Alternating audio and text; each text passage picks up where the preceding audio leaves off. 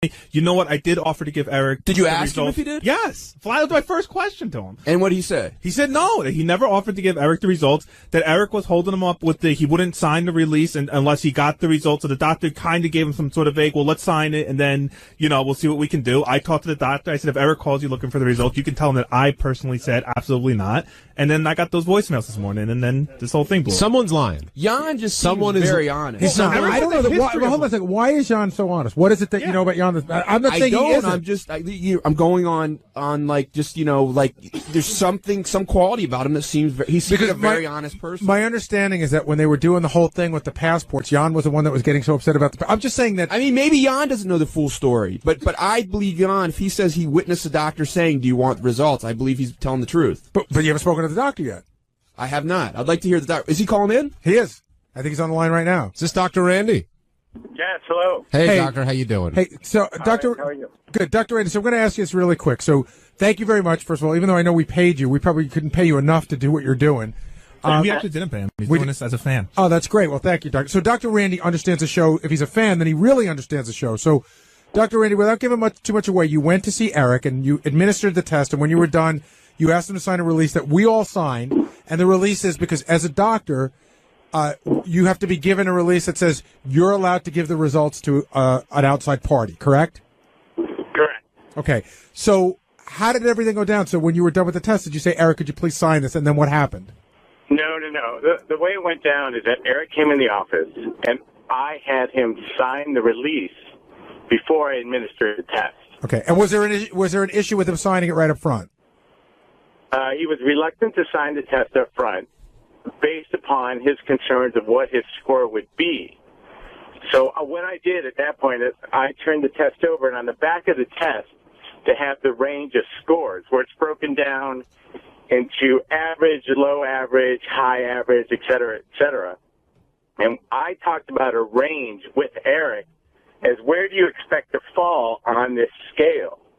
And we talked about that range, and based upon what I knew of Eric at that time, his education, his background, his verbal capacity, I told him, this is where I expect you to land.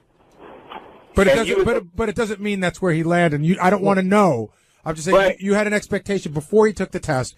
Basically, you were trying to calm his fears. Right. I was trying to get him to take the test, sign the release, and get the test over with based upon an expectation. And he was okay with that. And then, because there's no way I could give him the score right there.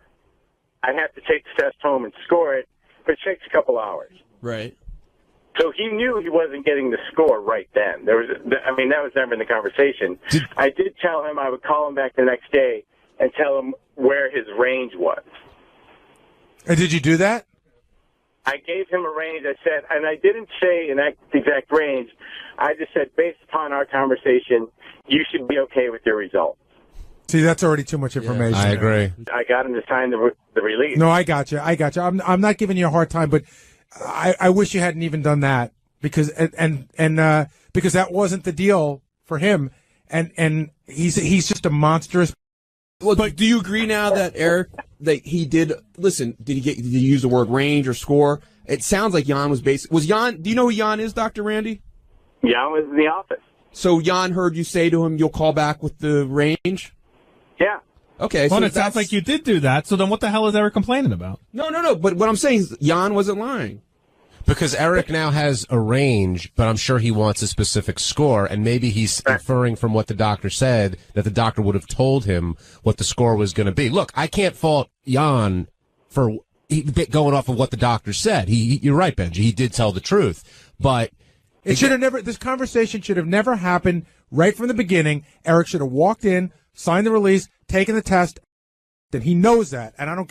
Anybody says that he doesn't understand anything else, he knows, he listened to the show, he knows what we were asking of him, yet something that 12 other people have done without incident with him. And this is what I really don't understand now, because now it sounds like the doctor gave Eric more information than anybody else had.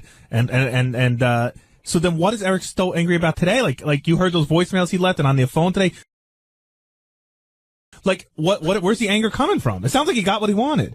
I haven't heard. My guess is, have you guys said on the news he's been doctor and things Well, like that. but I still think in a way he did because The he doctor wouldn't. just said he didn't. No, but he did because Sounds like it to he me. wouldn't sign the release. He's like, I'm not signing that release unless you tell me. Doctor, was he when he about the release, or did he have some hesitation? Yeah, he had a lot of hesitation. And my point was like, Eric, you know, if I give you a score and then you sign the release, there's no way for you to come back to sign the release. Just sign the release now, and we'll go from there. And there was no inclination I was going to give him. So he was a little scared. He signed it. Benji, you're changing the story. The anger from Eric today wasn't over whether or not he the doctor. The anger from Eric was he wanted his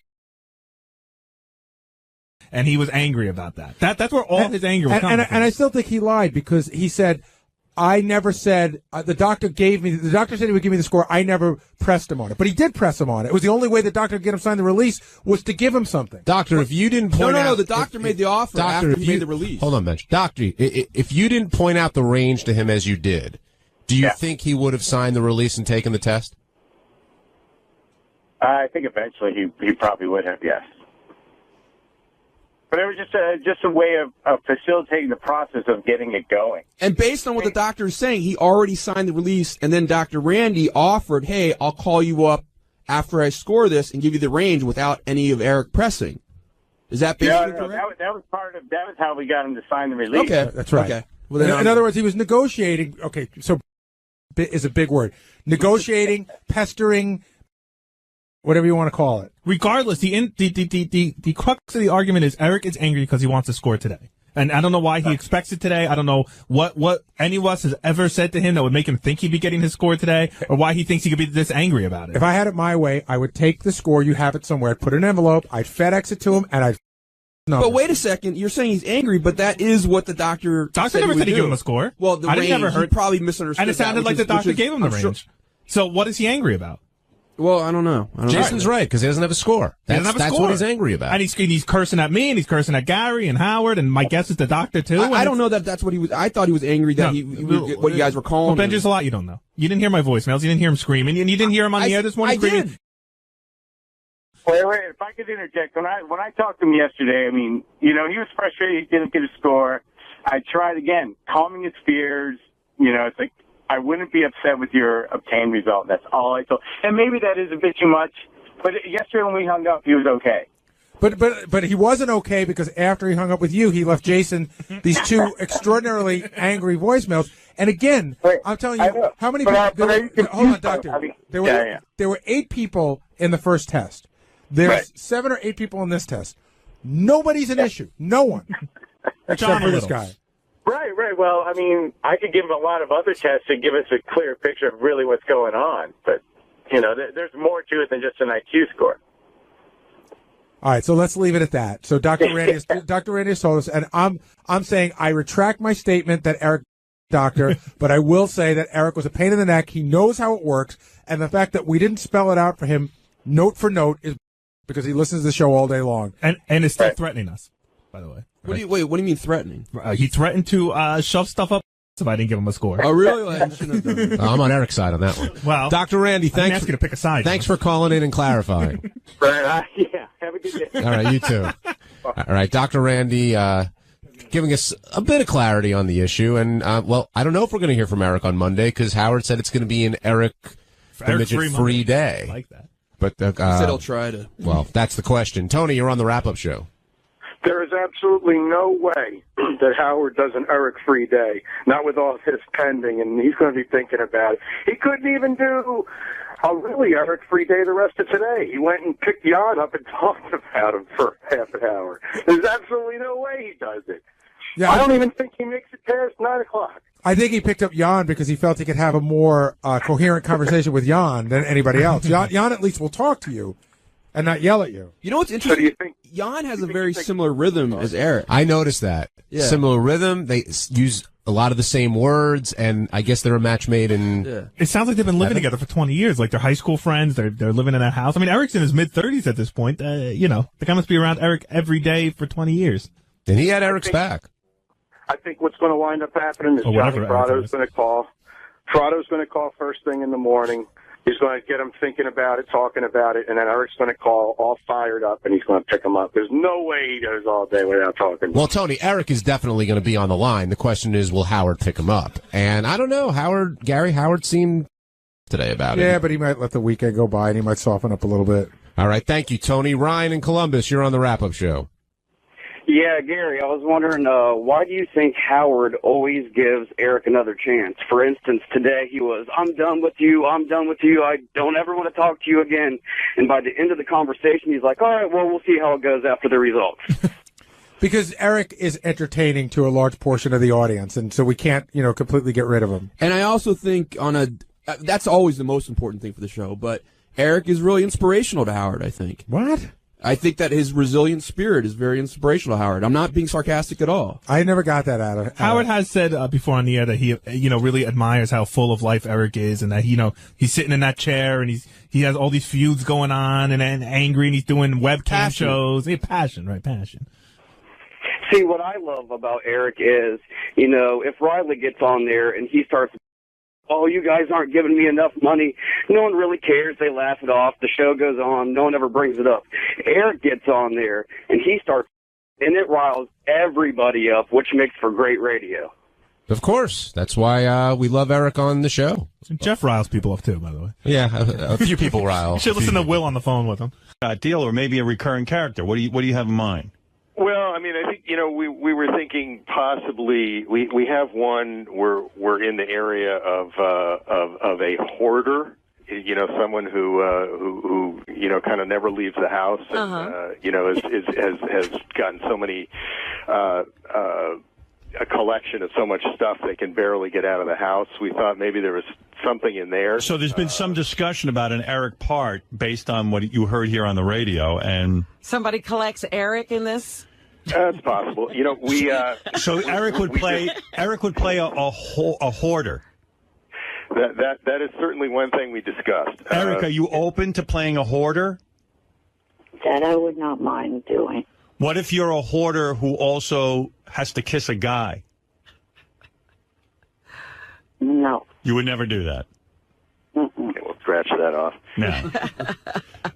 That'll get him out of the house. Robin Williams was in that fantastic movie. You know what I'm talking about, Robin? Robin Williams? Yes. Wasn't he in La Cage aux Folles? Yes. Oh, yes. I completely forgot about that. I mean, Robin Williams is not. He won an Academy Award. Absolutely. How is this guy an actor? Some of the parts that Eric, these people don't really come from the cream of society. Right. People who end up in witness protection. I mean, over the life of the show, there's been drug traffickers and diamond smugglers and counterfeiters and he doesn't even understand. But he doesn't understand that. Would he be a cross-dresser? Will you be a cross-dressing pot farmer? Eric? No. No. All right. And Howard, I do understand what the show's about. I've watched just about every episode. But how do you describe yourself as an actor if you don't understand that no one thinks you would be a real cross-dresser? Do you think those actors you're watching have actually committed their? I've seen John Malkovich play a man in a woman's outfit. He's like one of these psychopaths. Yeah, Tom Wilkinson. Absolutely. I don't understand how you're an actor. I mean, what actor says he won't play? He's almost. There's nothing Eric will play except a hero. We actually do have an area that we're talking about that does take place in the world of drag queens. Go ahead. Believe it or not. And what would Eric be required to do? Well, it's possible that he could be. We do have one of our WITSEC inspectors going undercover in a club, and he could be in that club. So Eric would be required to go undercover. Let's say he's on the show. He assists by going undercover. He's a federal agent. He's a federal agent? Right. Wow. That's I don't think that's what he had in mind. No. Eric goes undercover as. Is that what you're referring to? No, I think he would be like a club member, like he's one of the people who hangs out in this club. Oh, he agrees to wear like a wire or something? Yeah, well, or that's a possibility. The Wire, or he could just be actually in the club, part of that scene. They could maybe interview him, ask him a question or two. Right. In other words, he might even that they're looking for. Right. Like in other words, Mary or somebody walks in and goes, "Hey, what do you know about this?" And right. Eric, Exactly. I see. An informant of very good. Eric, would you play that? No. Oh. Wow. Okay. Well, I mean, you ever hear of it? Here's a chance to go on. This is an actor, and he a wonders hit why show. you haven't gotten him more roles. He says no to most things. John, what are you in your 5th season on this show? Yep, we will be beginning season 5. Yes. Yeah. Here is a hit show. Stars beautiful Mary McCormick, who Yes. played my wife in the movie. I mean, he won't play a cross-dresser. Why won't you, Eric? How could you be an actor and not play a cross-dresser? People would give their left arm who are actors to do that. Why do you have the luxury of turning down every role when most actors have to take whatever there is? Right.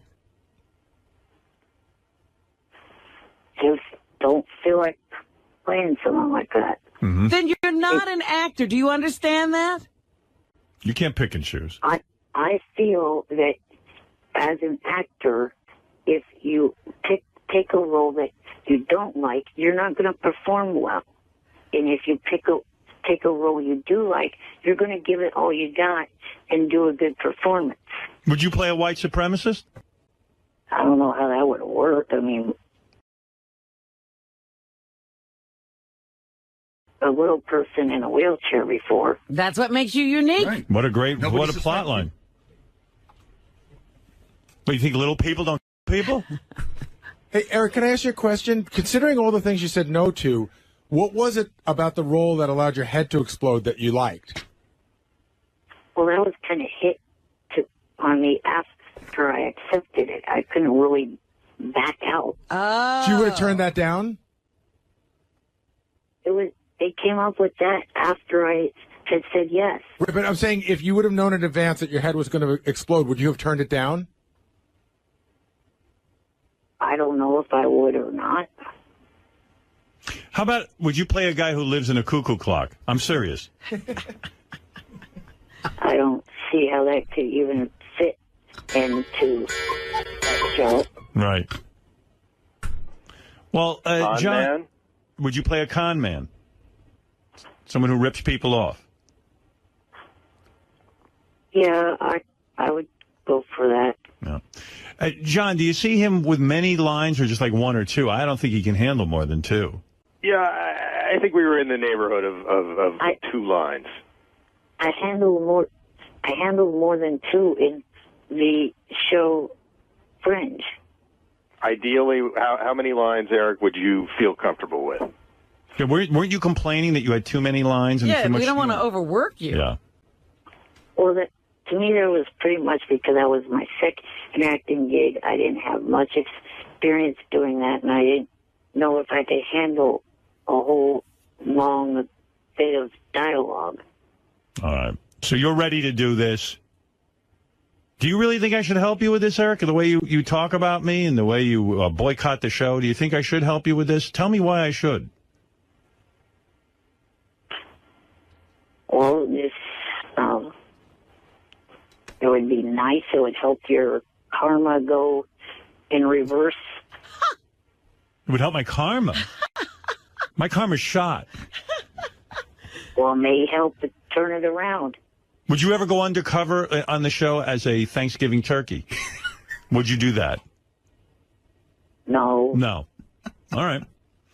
So, listen, John, you're a nice guy. John Strauss, executive producer of In Plain Sight. The guy's a super talented guy. Do you know he wrote the movie Something About Mary? Really? That's One correct. of my favorites. And you also wrote the incredibly huge phenomenon, which is the Santa Claus movies for Tim Allen. Is that correct? That is correct. There's a guy, Eric. So this is a very talented man, Eric. Right. You going to go on the set and act professionally, or are you going to moan about everything? I acted professionally on the 2 sets that I've been on so far. Yeah. And John, you have something in mind for him. Yeah, we have a few different things. I really just wanted to, to see what kind of latitude we have, and not much. Now you know. Yeah, a little on the narrow side. Why don't you write apart from a man who thinks he's an Ewok from the Star Wars movies? Eric, are you good with that? Would you play a guy who believes he's an Ewok? I guess I'd go with that. Okay. You have to get into the costume. You would dress up as an Ewok? Well, those Ewok costumes, no one sees who's in them because they Right. That's correct. cover the face and everything. That's right. You would be an Ewok, but it would be you inside there pretending that you're an Ewok.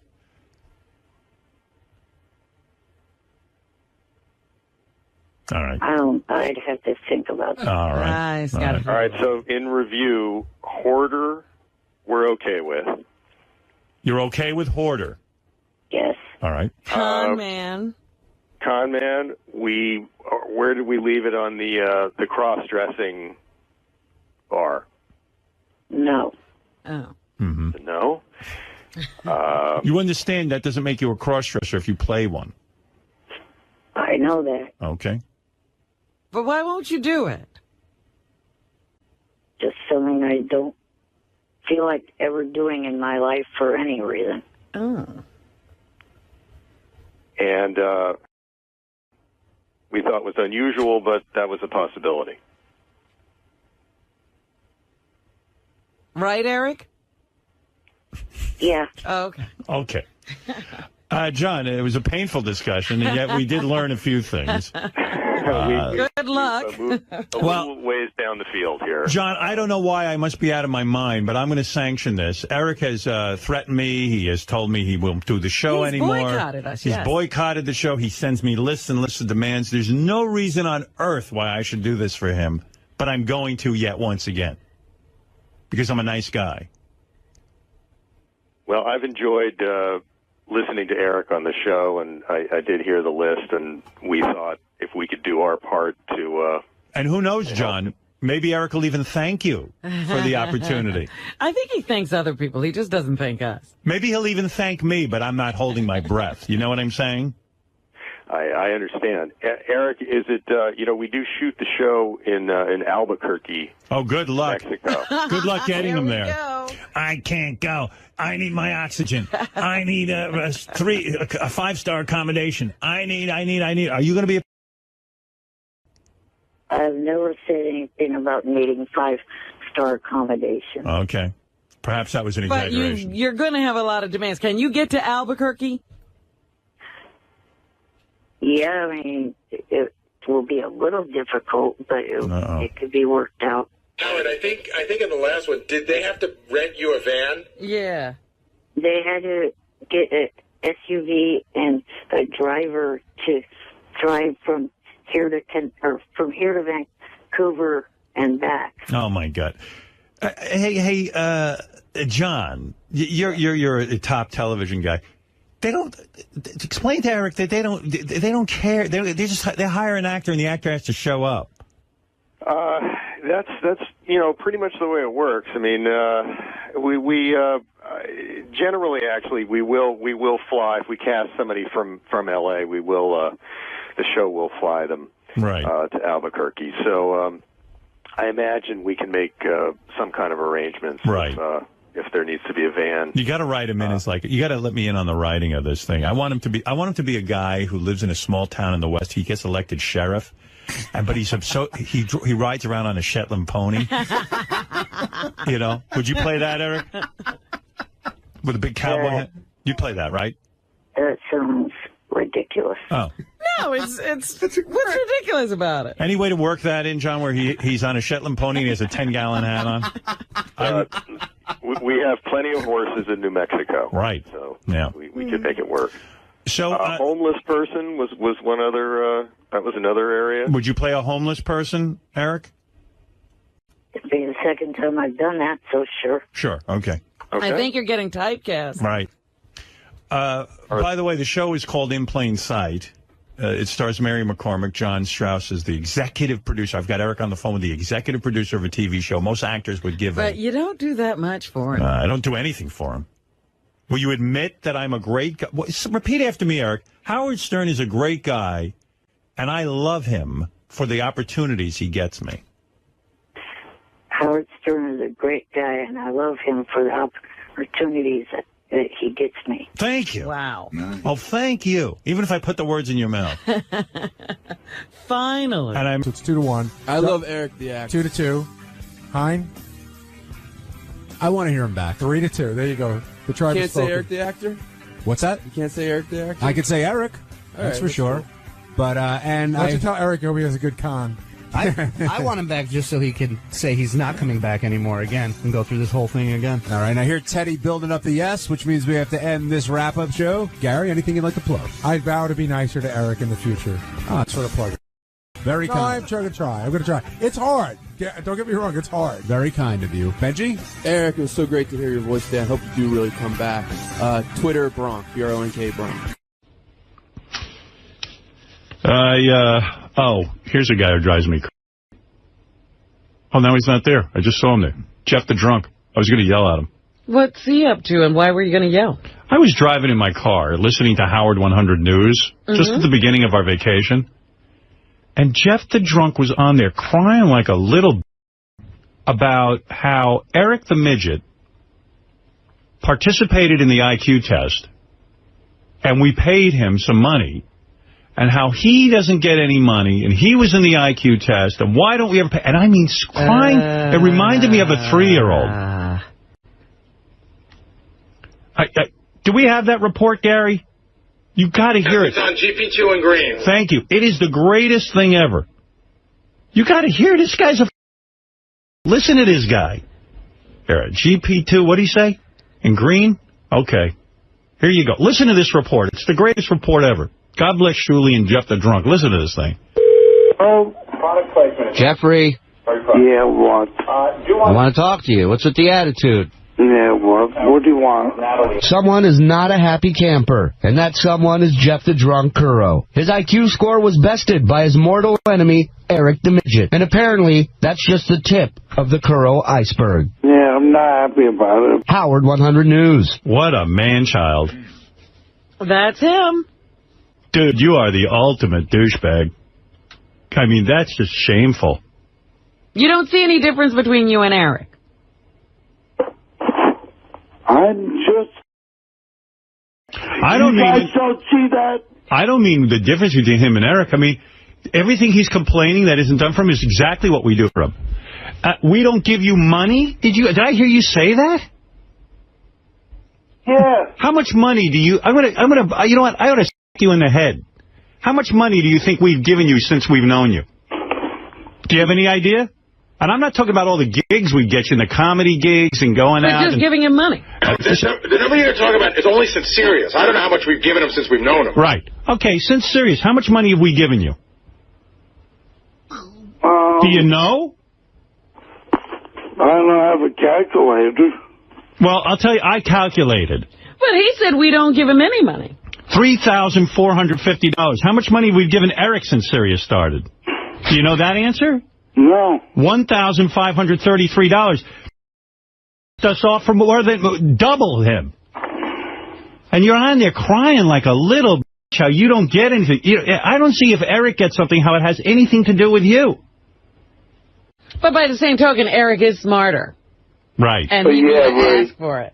I think that's bogus, too. I mean, you sound like a whining baby. First of all, this show doesn't owe you any money. Why are you comparing yourself to Eric? And by the way, in the comparison, you've wormed more money out of us than Eric ever has. What do you say to that? But Eric asked and he got. You didn't ask. Yeah, I did. I asked. Who'd you ask? Doesn't matter. No, he asks all the time. And my point is, with all his asking, he's made almost $4,000 in prize money. Eric hasn't made half of that. I meant for the IQ test. Eric actually asked. Eric actually asked at the end, and I said no, and he participated anyway, and because he did, I gave him some money. But so what? But he brought up the money. Jeff didn't. What's that got to do with how much money you've gotten versus him? Shame on you. But to say you've never gotten anything is ridiculous. I never said I never got I mean, yeah, Eric got money for taking the IQ test because I thought he was being gracious at the end, and I rewarded him. He demanded money. That's right, he did. But what's that got to do with you and how much money you get? You're silly. That was a world-class tantrum if I've ever heard one. Yeah. When you hear that, what does it make you think? Yep, I'm ungrateful, right? Yep. No, I mean, do you really listen to that and get embarrassed for yourself? Yeah, I do. Because you should. It's terrible. I mean, I was driving in my car, I actually got angry. I was like, does that guy have any idea we've given him so much money? You actually laughed, probably. No, I was like, wow, I got angry. I almost wanted to drive back and get on the air, but I came to my senses. I know better than that. I have a new nickname for Bobo. What's that? Dumbo. Yeah, I've heard that before. That's funny. Yeah, Bobo was he was destroyed. I heard he was bummed, but John Hine was also very bummed. Nah, John Hine has nothing to be bummed about. I mean, he wanted to be the smartest guy on the show, and he wasn't. But I think it's fetched. Were you upset that you were lower than Eric the Midget?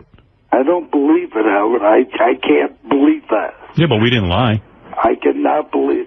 No, I bet I want to be tested about the same guy that tested Eric, giving me the same breaks that Eric got. No, in fact, the guy said he believes Eric would be higher. He didn't give him any breaks. He says because of his multiple handicaps that he should have been given certain breaks. Well, my doctor said the same thing. And he said I would have scored well into the 90s. I guess you're just going to have to live with the result. Hey, Bobo. Hey, how you doing, Howard? First of all, Jeff, I didn't want to hang up on Jeff. Can you get Jeff back on? I locked him in, and it didn't stay locked. Hold on, Bobo. Hey, and Howard. Yeah. Well, I have you on the line. The IQ betting, Part 2 is not up there. And I've been talking to Doug about this. Somehow Cablevision or someone screwed up, and it's like a cliffhanger. A lot of my friends said, well, we don't know who wins. It just shows you the betting, and then that's it. The show ends. Is that right? Part 2, yeah. Hey, guys, you know that Part 2 of the IQ test isn't up on Howard TV? Yeah, I think it's just a Cablevision issue. We're looking into it. Oh, it's specific to Cablevision. Correct. All right. I would think that Bobo wouldn't want it to air. No, Bobo's proud of it. No, it's not me. It's all my friends. Oh. Yeah, it's not Bobo. Not me. It's Bobo's friends. He's bringing it up, though. He must want to see it. Wants his friends to see it. You couldn't get Jeff back on the line, Gary? They're calling. They're calling it. I mean, No. They probably shut his phone off. We keep getting his answering machine now, Howard. Did you get teased a lot? Yeah. Yeah. I was in bad shape. I really was. And what was your number again? I forget. 87, I think. 87. Are you serious, Bobo? Yeah. Wow. 87. I've forgotten. I can't believe it. I know. Jeez, that's... It's like it didn't faze me at all because all my years that I worked, I did very well for myself. Yeah. I mean, I used to make big money. You're like a dog. I think dogs have an IQ of 87. He can be trained. That is upsetting when you find out you're big dumb. But it is. Does it really stay with you, or did you forget? No, you know why now? Because I have everyone, like my wife and everybody's telling me, well, look at all the years you worked, and I'm still working, I'm saving people's lives, and I did good for myself. I made a lot of money. I have a house near the water. I mean, you're saving people's lives? Yeah, well, I give all these classes with, keep the drunks off the road. Yeah. I teach a lot of traffic safety. So he teaches really things like you shouldn't drink and drive. Yeah. They get a guy with an 87 IQ to teach you something everyone knows already. Obvious. Today I'm here to teach you not to drink and drive. Oh, really? We've never heard that theory before. Why is that? We thought drinking and driving was good. Thank you, Professor Bobo. I'm just saving lives. No, we talk about the penalties, about Leandre's law and all that. So we try to educate people. Yeah, well. Make them see the light. Can I ask Bobo a question? Bobo, because I know a lot of people deal with this. Do you believe in your heart now that the 87 number is true, or do you believe that it's not true? I can't believe it's true now. I just know from what I did all my life, and just how I carry myself. And people look at it and go, you got an 87? Yeah, maybe, you know what? Maybe he tensed up. Maybe that's... Oh, Jeff the Drunk is back. Sorry, Jeff. I didn't mean to hang up on you. Yeah.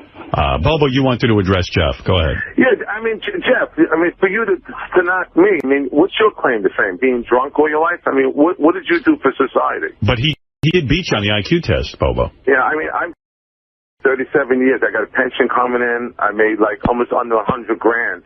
Okay, with my side business. What did you do all your life? What did I do? Yeah, what did you do besides live in a trailer? What did you do besides be dumber than me? Oh, that doesn't mean nothing. That was just a number. What was your IQ, Jeff? What's that? What did you score? 89. 89. It's 2 points. So I wouldn't be dancing in the streets over 2 points. Yeah, but I got to tell you, Bobo, you rehearse your questions to me when you call in. That's a definite 87 move. Jeff doesn't do that. It's not rehearsing. Remember I told you the reason why I do that? Because I think of things, I'll forget it. So I write it down. Right. That's what it is. I'll be driving in my car and think about something I want to ask. Because sometimes he gets on and he reads the question. He reads them. Yeah, I know. I shouldn't do that. But I do for that reason, so I can retain it and remember everything I want to ask you. Bobo doesn't seem that like an 87 to me. I was shocked by that, I got to admit. In fact, It's really surprising what people can do with an 80-something. Motivated guy. Yeah. You know, 7 more points. 7 less points, he's a moron. You realize that? If you guys see me teach, you would say I can't. Well, but the kids were throwing things at the back of your head. Right, that's true. They were showing you no respect. Weren't they? Oh, that was early on when I did driving. But you guys think I was just doing the driving part. That's what Sal thinks. I teach in the classroom. Right. That was when it was the 85. People.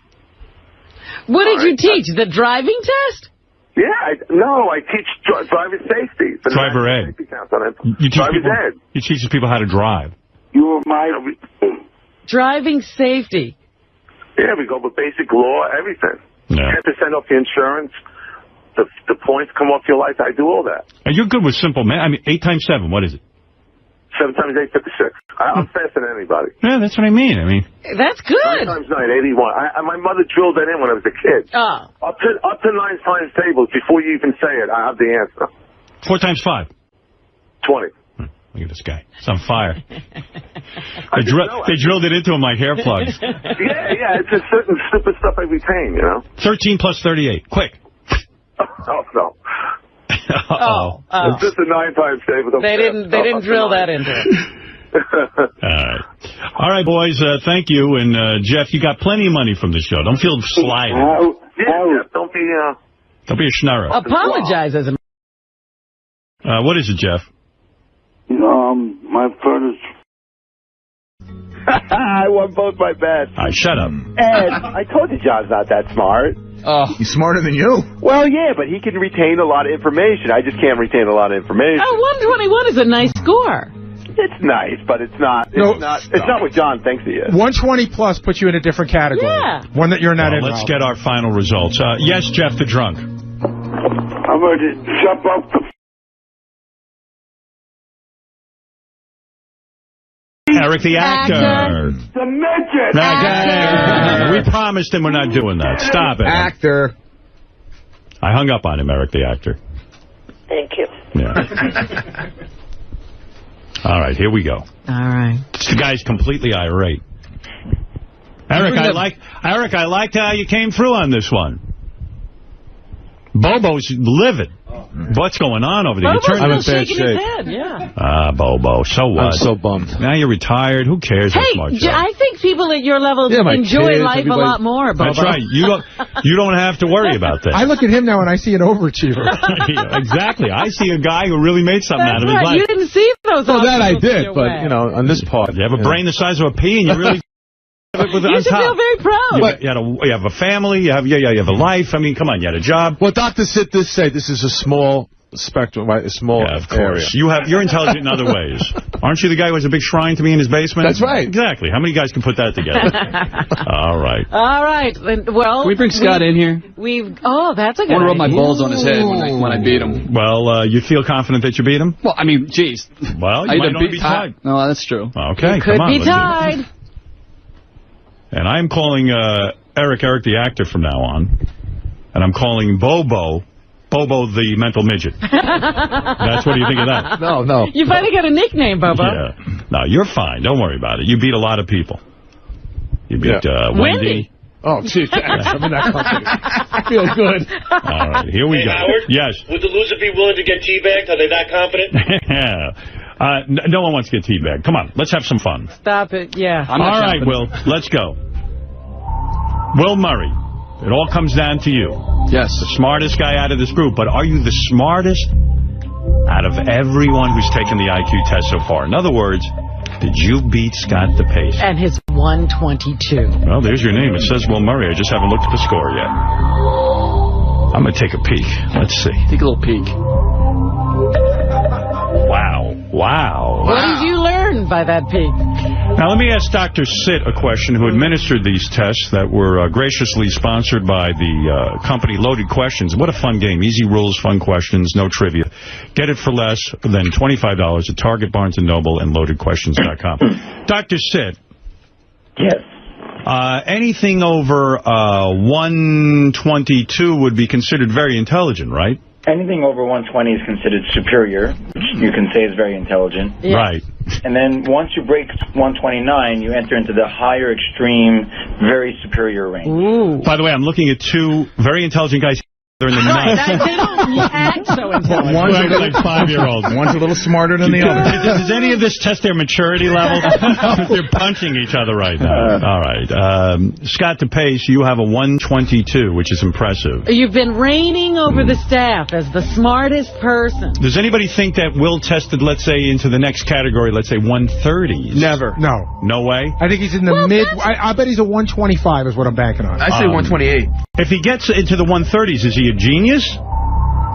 Dr. Sitt? He is in the very superior range, which is only 98th percentile and above. If he gets over 130, that is. Okay, let's So there's find out. only 2% of the population. All right. So he would be in a category Smarter than with him. only 2% of the population smarter than him. Yeah. All right. That would be impressive, Will. Thank you. But let's see if he did. Scott would be in that 98%, by the way. Right. Scott would be someone. If you win this, Will, and you score really high, you would almost make the pace look ordinary. I mean, I kind of feel that way already, so. Right. Well, that's how I feel about John now. John was supposedly this great, big, high entity. Now he's just normal. But who elevated John to that? I got news for you, Scott. I'm still smarter than you. Oh, no. Came close, Johnny, but you did not beat him.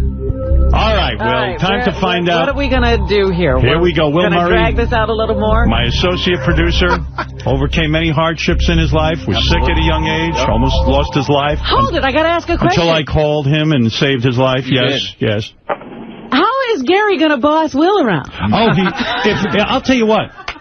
Don't you think if Will scores over, let's say, over 130... He should take the job. Yeah, and Gary should be the associate producer. But going off of your thinking, that IQ test, because you won't take one, IQ doesn't mean success, I can deal with you better than Will can. I'm not smarter than Will, but I can deal with you better. Maybe I wouldn't be able to relate to Will if he's that smart. That's right. But Two idiots talking is fine. Maybe Right. the title should be reversed. All right. And Gary will just be the liaison to Howard. Maybe we should paint your glass so no one can see you. Let's put it this way, Will. If you test really high, you can fire Gary, and let's be done. Nice. All right, here we go, finally. All right, here we Can go. I point out that Will can barely turn a computer on? Is that right? Yeah. I can turn a computer on. Barely. This idiot. Well, you know what? He has people like you to do that. No, Will Here we go. The guy, let's get the music going and let's find out. Enough discussion. Yeah. Still have waited long enough. Is above that. Okay, here we go. Well, wait, one more question. You already know. I now know. But are there people here who think Will is in the very next category? He's not even close. Fred, do you think Will is in the very next category? Oh, man, this is where he could be right on the bubble. Do you think yes or no? Give me a yes or no. Do you think he beat Scott DePace by a lot? No. Or is What he would be a tied? lot, Robin? Yeah, what's a lot? I would say 8 points. Hey, but do you think no he beat way. him? 5 no way. points, No yes. way. All right, let's go around the room. Okay. Scott DePace, do you believe Will beat you by 8 points? No. John Hine, do you believe Will beat him by 8 points? Yes, I do. Steve, what do you... Come on, Steve, what do you think? Do you think I think it's going to be like 4 points. Will the Farter, what do you think? 3. Bobo, we don't care what you think at this time. I would say 3 also. can't think. 3 also? You think So Will you know by it's 3 not 3. points? All right, Robin, what do you think? Yes or no? He's over. He's over. Over. Wow. Coming in Oh, wrong. Scott DePace, you are still... That's a tie. 122. A 122. Mr. 122. But the man now, who is the reigning smartest guy on the show, is Will Murray, coming in at 130. No way. 130. That is significant. No way. Eat it. That's significant. That's what's up. Oh, my God. Hey, all this time, What I've an been sitting next to a underachiever genius. he is. Beat you by 8 points. Wow. You by 9, I don't care. You care. Wow. Hey, I'm speechless. You got him answering. Like a true genius. Bobo? And you got him answering phones? I got him answering the phone. I got a guy with a 130 IQ answering the phone. Thank God. And he's happy about it. He loves it. What do you think of that? I thought the whole test was retarded to begin with, but now it clearly says he's an intelligent person. You don't know how many times he told me he said this test does not matter. It's Well, you did. Well, I guess it does matter. Scott DePace, it was nice being the smartest guy, wasn't it? Yeah, it was. Yeah. So I'll admit it. Will beat me. 130. That's impressive. It's a resounding win. You know what? Scott didn't even have that much to crow about because he was 1 point ahead of Gary. Yeah, I got a lot more than you. Take the test. This is bragging rights. Nice. Take the test, Robin. Anything you'd like to say to me? Rights. I just said it. Congratulations. That's great. And I am what? I can't do that. Come on. You can say it. No, I can't. I'm a better golfer than you are. I can't say it. Will Murray, congratulations. Thank you very much. An impressive showing. Jeez. I would like to thank, first of all, Dr. David Sid. I would also like to thank, I don't know the doctor's name who did Eric the actor. Randy. Randy. I would like to thank Randy. Eric, I'm really, Dr. Randy, Eric, I am very proud of you for participating and glad you did. And look how well you did. Eric. Are you pleased, Eric? Yeah, I mean, I wish it could have been in the hundreds. Right. Well, listen, think how Bobo feels. What is it, Bobo? Do you have anything in the prize closet? Sorry. What is that? Do you have anything in the prize closet to take away this humiliation? Bobo, even a prize won't take away that humiliation. You might as well not waste your time. You can't wash that away. You can't wash that. You did fine. You'll be all right. We should thank our sponsor one more time. I certainly want to. I want to thank IQ test results, of course, sponsored by Loaded Questions, easy rules, fun questions, no trivia. Get it for less than $25 at Target, Barnes & Noble, and LoadedQuestions.com. Ganji, surprisingly absent, ran right out. Couldn't take it. Well, he's directing for me. I think the most bummed person is John Hine. John Hine's taking it hard. I see him over there. He wanted to win. He wanted to be certainly smarter than Scott DePace. He's just average. Of course I wanted to do the best, but Right. I've said, and Will will attest to this, I've said all along, I didn't think I did that well, and I thought Will would do great, and he did. Thank you for taking the test. I thought it was a lot of fun. All you guys are very brave. Bobo, They Steve are. Grillo. Grillo, you got a little plug for yourself? Yeah, I got. I made Top Shelf Liquor T-shirts. Benji got them on. SomeGuyT-shirt.com, and I'm working at Artichoke Pizza on 14th Street. Well, for a guy with your IQ, that's a very good job. And also, I finished my my TV pilot. We're shopping at the networks right now. All right. Very good. He's got his sizzle reel. I got and a Bobo sizzle did reel. so poorly that he believes your TV show's going to end up on the air. Yeah, go on to www.empiresaftecouncil.com and take my course down. All right, What? Bobo. You can take his course. Oh. You know, who knows? Yeah, but the T-shirts are available on that website. You can buy them there. I understand. We got it, Grillo. Will the Farter, I'm going to ask you to hang around because you're going to delight us after the commercials with a beautiful holiday farting and queefing. Who did you bring with us to queef with you? Vivian Von Queef. Vivian Von Queef is with you, and you are going to do a holiday song for us next, and I'm excited. You're going to fart and do what you do, but you're a genius of that, and you have nothing to be Forget ashamed that of. intelligent stuff. That's right. It's not for you. You are bummed about it? Absolutely. Don't be bummed. I mean, you've got that ability to fart. You're going to go far in this world. You were in the movie 3D. I mean, what do you have to complain about? Yeah. You got anything you want to plug? Save Your System. Yeah, you don't sound too happy about that. Save your sister. I'll plug it after that. All right, plug it in. You regroup and do what you're best at and then get the plug in. That's the best time to give it. Scott DePace, what do you want to plug?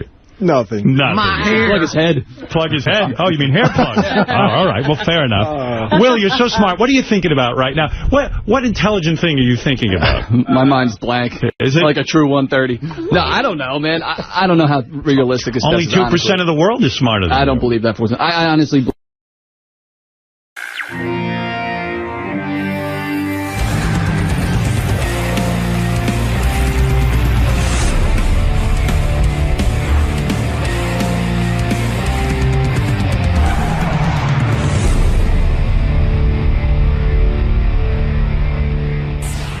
Dude, you had no story when you went in there. If it's not a story, that means you don't have a pace car and you're not driving it around town. You put the thought in his head that I have some kind of a car. Lieberman gets so worked up, but it's great. It's the most moronic argument. Oh my You're God! so passionate about it. Lieberman goes like this. He goes. Yes. Hello, Red Gypsy. Oh, good morning, Howard and everybody. Good morning. I was going to bring up a couple of things, although, Eric just did that. I wanted to say one thing, that I was at AGT, and Ronnie was totally professional. This Ronnie, I got to tell you, he really is insane. I didn't hear the wrap-up. Gary played me a piece of the wrap-up show with Ronnie about this car, and I turned to Gary and said, I think Ronnie's losing it. What happened? Well, I mean, I don't even understand. So John Lieberman says, hey, Ronnie, the story was Ronnie got a new car. Ronnie blew up, and he's going nuts, and he's arguing. There was an argument on the wrap-up show. It made no sense. You got to hear this. Did you hear the wrap-up show? No. All right, listen to this. The story was, you have a pace car that you're driving around town. What I had. That was the problem. That was the story, and that's what I went on the air with. I didn't have all the details. You came to me, John. You came to me and said, I heard you got a new car. And you didn't say anything about pace car, schmace car. You said, I heard you were fishing. Why does Ronnie care if someone says he got a new car? I don't even... So what if he's fishing? He has an objection to this whole thing. And that's what we do. In other words, that's how you get paid. The way we make money is that John Lieberman is part of the Howard Stern show. Why, you are losing your marbles. Why would you be upset about the guy saying you have a new car? Who cares? And the reason he's in the hall asking you questions is he's making you a part of the show. He's making you famous. And then you go out and do Ronnie's block party and you make money and you get to meet fans. This is all you dreamt of when you were sitting in the car. It's part of making you more compelling. You're going crazy. I lost my mind. I want you to listen to the playback. I lost my mind. I got a new car. You had no idea what the car was. You had no clue what it was. I had from 3 different sources that it was a pace car. Sources, so I went on the air with it, and then you confirmed it. So what's the issue? What's the issue here? There's no issue. The issue was I confirmed it myself later on. You had no story when you brought it up. You had no story, John. Ronnie, you're almost like, I can't get through to you. It's like you don't have a normal brain. I have a normal brain. Listen to me. When you report, I confirmed the story with 3 sources, and then with you yesterday, by blowing me off, you confirmed it. No, I didn't. You said... I said nothing. What did you say? I said to you, I don't know what you're talking about. And then when I kept questioning you, you finally said, yes. What did I say? I have a car. We're playing the clip today on the news. I didn't say what it was. It corroborated what I had from 3 other sources. For 20 years already. So I went on the air with it because I was confident in the story. I had it from enough people. No, you weren't confident because you didn't know what the car was. It doesn't matter. I knew it was a pace car, and I knew you had it at home. Dude, why do I need to know the year? You're coming in with having them bring in different pictures, different colors. You're telling me the car's orange. You're telling me the car's pink. You had no clue. The structure of the story was true, and I stand behind it. Well, good. You stand behind it. I think it was bullshit. You don't. How is it? So it's not true? It's true now. Thank you. I said it was That's true. it. I said it was true afterwards when Howard asked me. I said it was true, not to you. Do you hear this argument? What are you doing, Ron? I don't know. And I was going to say to him yesterday, you got to calm down. You get upset about everything lately. And then he starts attacking me. He says, Howard likes his electronic devices. Yeah, I do. And if they ask me if I got a new one, I'll tell them. I don't listen. If John there's a difference between walking around and you got a new phone, right? And there's a difference between driving around in a car that stands out a lot, and I don't need people knowing it's me. That's all. I don't need people bothering me. You got Why a would you car have that a people car will that's look all at, and now you don't want them to crazy and know not it's want you? people to see it? Yeah, they'll Why did see you- it, but they don't have to know it's Ron, me. They don't have to know it's Ron, me. why buy a car that draws that much attention? Oh, here he is. I don't want to there's deal John with him. Lieberman. I don't want to have to deal with him now. You don't? Why don't you care? Let's I get can't this- stand him. Why? I can't stand the man. But Ronnie, he's part of the show. He's doing his job. He's a shit reporter. Is this on right? Yeah. You don't even know how to put a microphone on. It's on backwards, you idiot. Oh, dear. This is a different one than I normally use, Ronnie. boo-hoo. It's different than he normally You uses. have become such... You're an ignoramus. You don't know what you're an speaking idiot. about.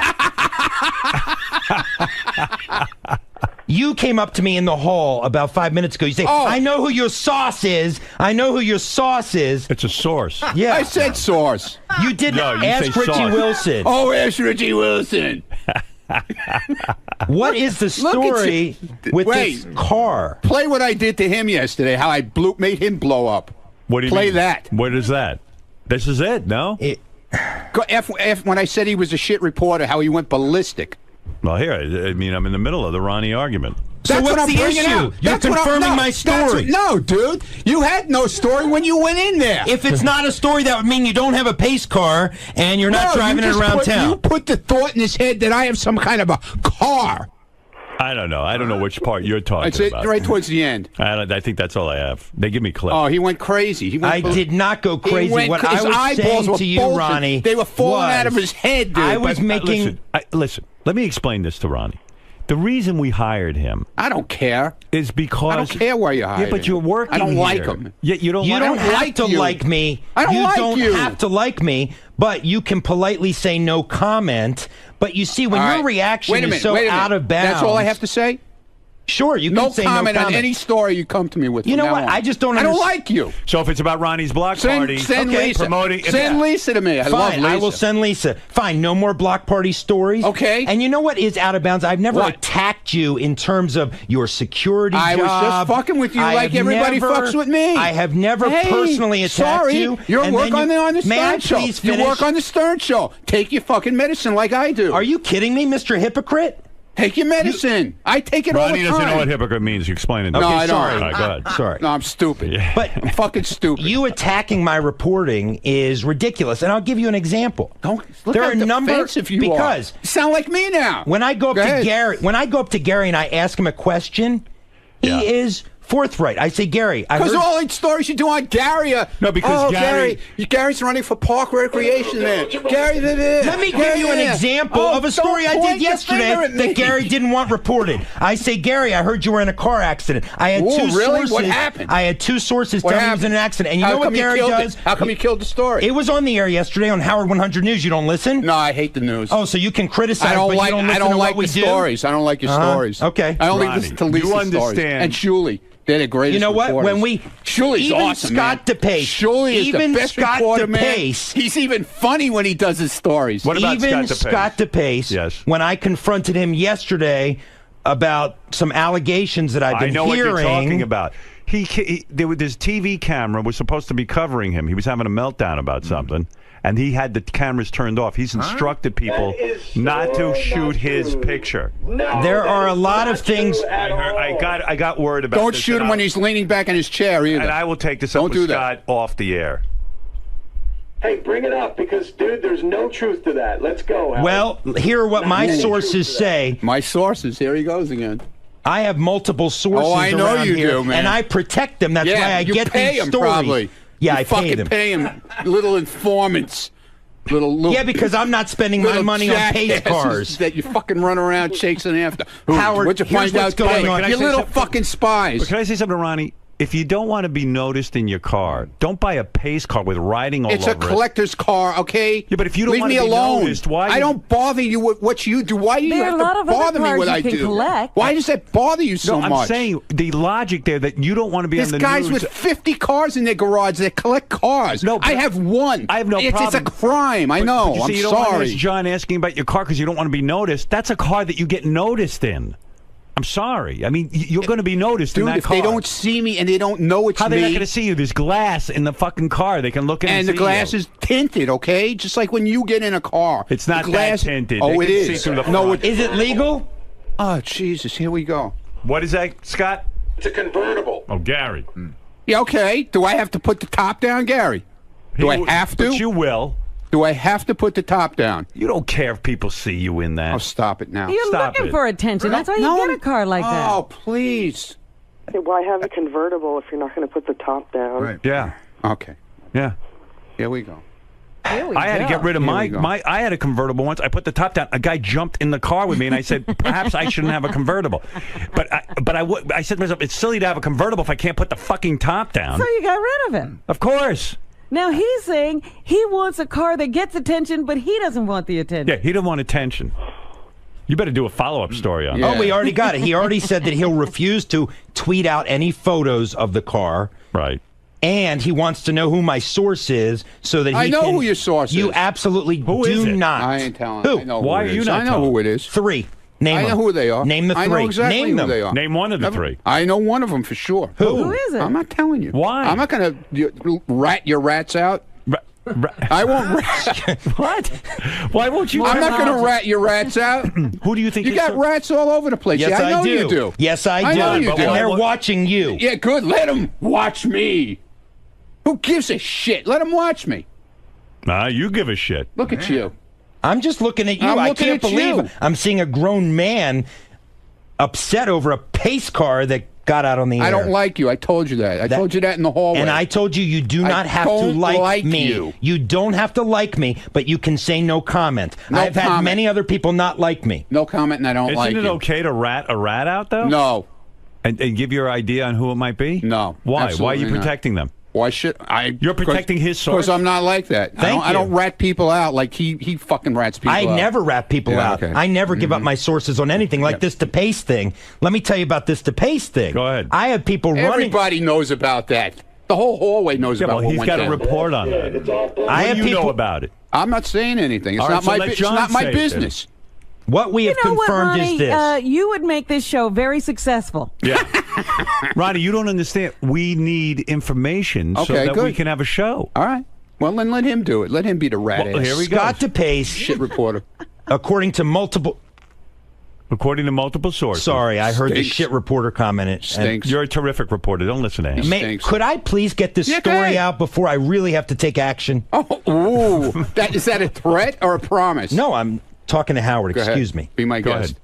Multiple sources, Howard, say that Scott DePace Multiple has sources. set rules in the Howard TV control room. I heard he that. must be notified when he's being shot by a camera Yeah. because, in part, because he doesn't want any unflattering images of himself on the Howard TV behind the Here's scenes. another guy For example, when who he's doesn't understand how we make a living. For example, when he is sitting back in his chair. Thanks, Scott, Yeah. for taking the heat off. He doesn't want those moments captured. And in fact, I have confirmed he shined a mag light in one of the cameramen's cameras because they were trying to get a shot of him yesterday. Has everyone gone nuts around here? And he called, can I and he say called something? one of How are we gonna his make a living? producers. How are we and he gonna make a called- living? You did call one of the producers back there unintelligent yesterday as well. Is any of it true? Wow. Is any of that true? And I believe it is true. Bits and pieces, but not for the reasons he's bits and saying. pieces. Go ahead. So the first thing is, yes. I simply don't want a camera spying on me. I have no problem with a camera when Me neither, asshole. Well, none of us want a camera spying. So all I requested was that they let me know when they're shooting and when I'm in the control room. I'm in the control room doing my thing. Yeah, but something went down that would have been good on Howard TV. No, not once. I simply What was the said event? I want to know. Now listen. So no, let me explain to you. John, what was the event No, let me that he explain. boycotted? Let's hear, Howard, with all due respect, let's hear never- what he says so that I can contradict it with fact. On the life of my kids, I never told them they can't shoot me. Never once. But the other day they couldn't shoot you. They could too. They have to inform no, you. all I said is just let me know. So it went, a couple of segments went by when all of a sudden I look over my shoulder and there's a camera there and I'm like, hey, can you just let me know? So then apparently, so they were letting me know, but it wasn't loud enough. I wasn't hearing it. So I said, well, can you tap me on the shoulder or do something so that I know you're shooting me? And that was the whole controversy. But I thought there was something going on that was of particular interest, and the guys were afraid to pick up the camera because they couldn't alert you during it because you were having a meltdown. Yesterday, my switcher was melting down. I'm doing all this stuff, and you were yelling at me because there was shit in the monitor. Right.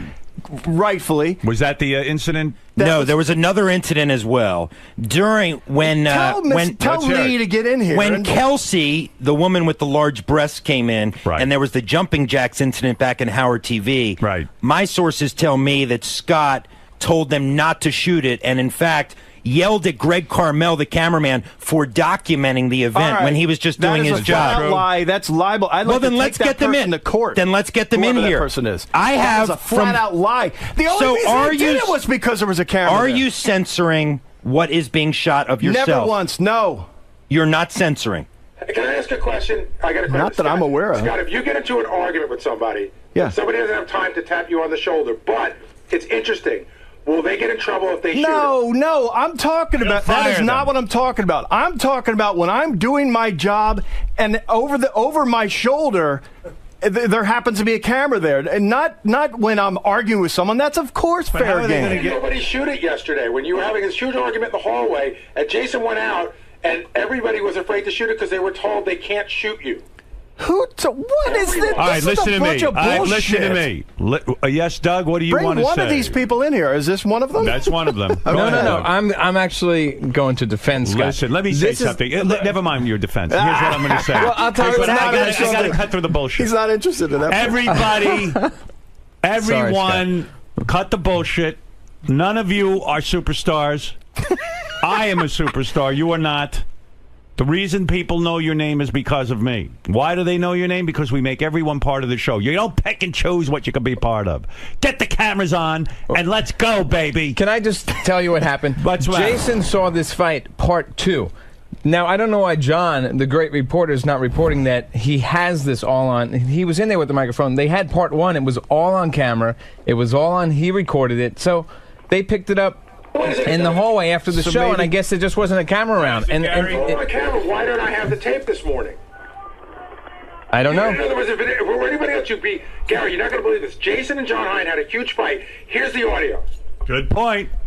Why is it not being we shown? can. I think you're going to be bored. Is there an edict, Doug? Why didn't you do this? Is there an edict? I did the story yesterday on Howard 100 News with Lee versus Scott. But is there an edict that Scott cannot be shot in unflattering positions when he's leaning back in his chair?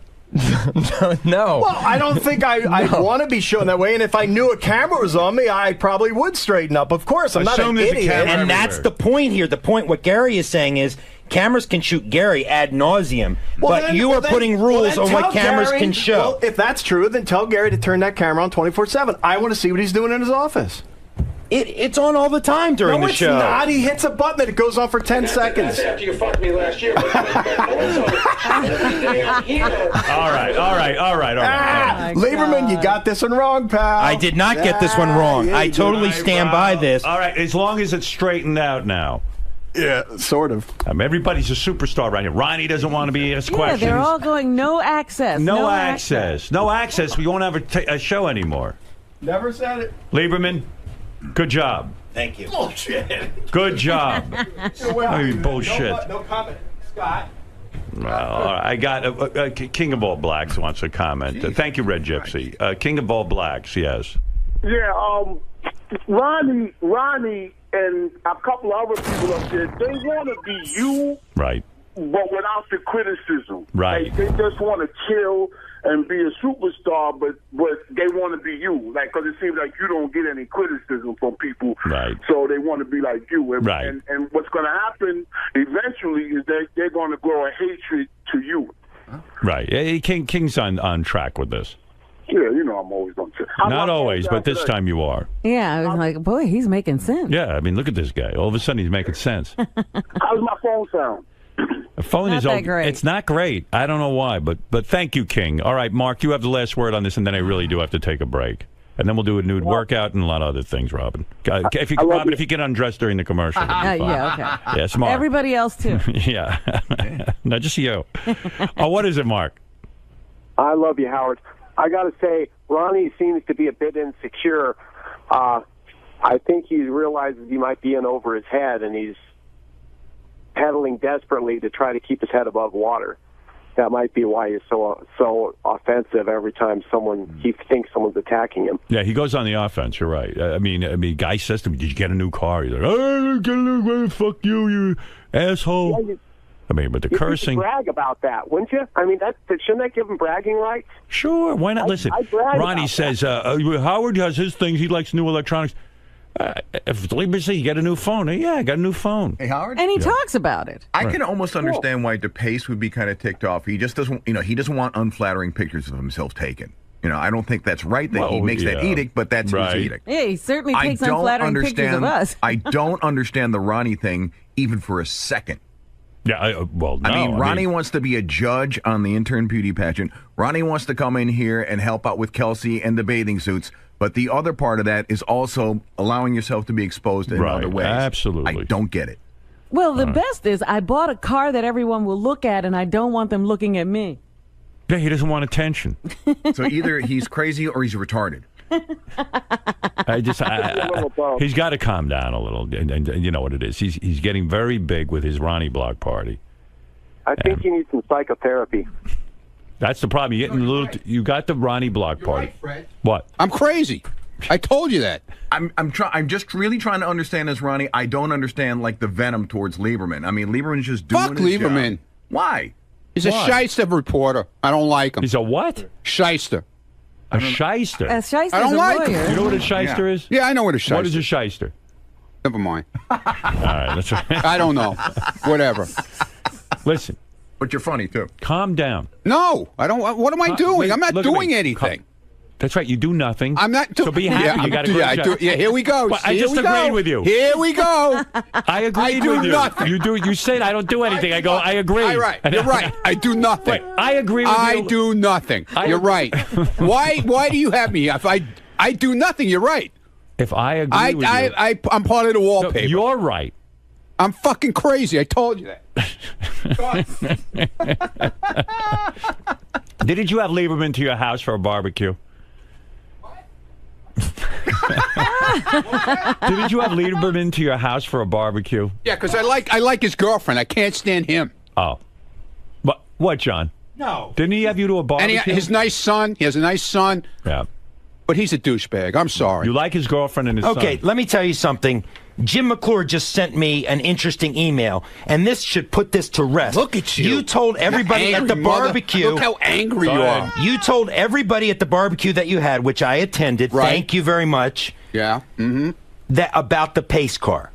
So it can't be a secret. You wanted it known. I didn't hear it there, but you wanted it known. No, I told friends of mine what I was doing. You know when You're you not my tell friend. people that it's going to get... You're not my friend either. Good. And by calling on me to be fired yesterday, that is extremely disrespectful. Look, yeah, that's the part you missed on the wrap-up show. Because I would never question you in your capacity. I would never say, Howard, Dude, I think this guy should be fired. I was tweaking your buttons just like everybody else does to me. And you didn't like it at all. And you went off the deep end when I said that to you. And you DePace went is a off man. the deep end. I will give this to Ronnie, DePace. You went over the line. He never criticizes your job. Never. Oh, I was screwing around with him like everybody does to but me. you Okay. went over the line. All right. Yeah, I go over. I don't make personal attacks. I go over the line. You said he's not I competent. go over the line. You And said at he least, was incompetent. Look, at least Scott DePace stood... Yes, sir, General! At least Scott DePace stood there. Listen to me. At least Scott DePace stood there just now and answered my questions, Good for him. admitting that he has put rules on when the camera can shoot him. You're He must Jewish. be alerted. You're Jewish. You just told me... Dude, you're Jewish. What are you talking with your hands for?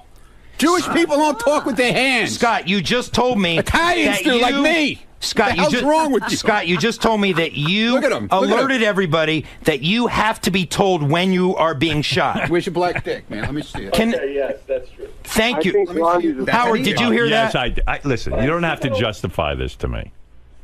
You're so upset. I am not upset at all, but I don't like... I do not like when my professionalism and my profession is questioned. I know how to be a reporter, and I am not here to explain to you. I am not here to explain to you the fundamentals of journalism. The blood pressure's going up. All right, you're going to blow an eye vessel like me, man. Look out. But now you pissed off John. Wow. I'm done. Did he just throw down the mic? Yeah. It's getting crazy. Everybody around here is nuts. Mark, go ahead because I got to take a break. Well, I feel for you, Ronnie. It really sucks when it feels like people are teaming up on you. Well, but, hey, you got people out there that are supporting you. I'm not sure where they are, but they're out there, okay? Teaming up on him. They asked him if he got a new car. Yeah, I don't know quite what to say about it. Maybe he's self-hating and projecting it on others. I can't quite. I mean, what kind of question is that to blow up over? Don't you want to know about Ronnie's new car? Yeah, but he certainly doesn't want me to. That's why. But he's driving around in a pace car. I mean, he's not in the Indy 500. That's like waving a flag. I mean, that's like me going out in my fart man costume saying, "Please don't comment on what I'm wearing." It's like skywriting and saying, "Please don't read the note." Right. I mean, what is that? It's like a woman walking out with Band-Aids on her nipples I'm and going saying, to walk "Don't out of stare my at my house. tits." I'm going to walk out of my house naked and then say, "Please don't comment on it." I mean, what is that? Yeah, Matt, go ahead. Yeah, if Ronnie can't handle jokes about his pace car, how's he going to handle all the jokes after Richard blows him? Because even if Ronnie quits the show, he's going to get jokes about it for the rest of his life. All right, thank you, Matt. You had the last word on that. I'm telling you, we're getting into a weird area with those two in a funny way. So it's out there. So Ronnie's doing this weird move where Ronnie's just leaning against the wall, and Ronnie's at the far wall, and Lieberman's over here by the green room, and they're just yelling at each other. And Ronnie's like the guy in the movie, like the gangster, like flipping the coin. He goes, "You're a shit reporter." And I don't know why, but Lieberman goes, "Fuck you! I'm not a shit reporter." I'm telling you, it's getting weird. Oh my God. Do they know that? It's completely repetitive, by the way. Like you could go out there in an hour, and the conversation will have not changed at all. Started up again. It's like that Star Trek. But Ronnie has figured. But here's the funny thing. Ronnie has figured out if he calls him a shit reporter, it gets under his skin. Right. But Ronnie can't. We talked about this on Rapid News. But Ronnie doesn't understand how you rile him up to get under his skin. He doesn't. No, he doesn't like me. I go, but you don't really not like Lieberman. You're just fucking with him. He goes, I know. It's very interesting. John, why did you finally crack with this Ronnie nonsense? What pushed you over the edge today? Calling me a shit reporter. I only speak the truth.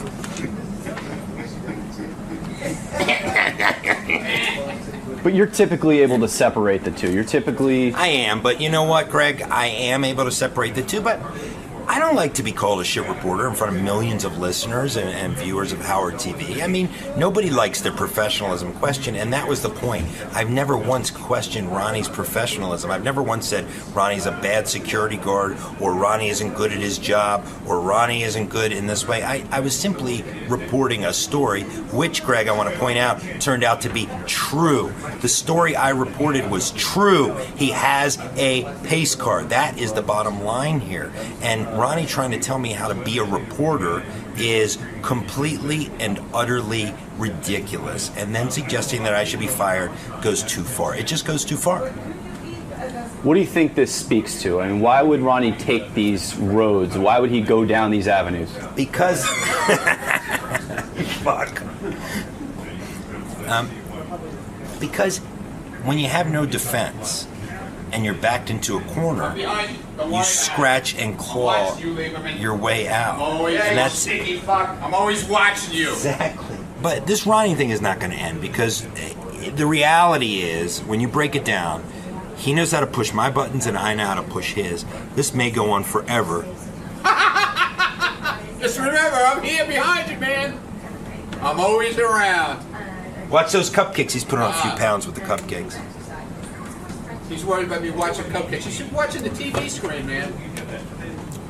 Is it safe to say that the honeymoon is over? That your little golden era that you enjoyed my the first 1 year. year? You know, this week marks my 1 year. I think the honeymoon, or maybe it was, it marks my 1 year. So my honeymoon's over. But, you know, at the end of the day, we'll just have to see what happens moving forward. Keep up the good work, John. It's a sign of your solid reporting that you've started to crack some of the team members around here. Thank you, Greg. You're next. Sucks.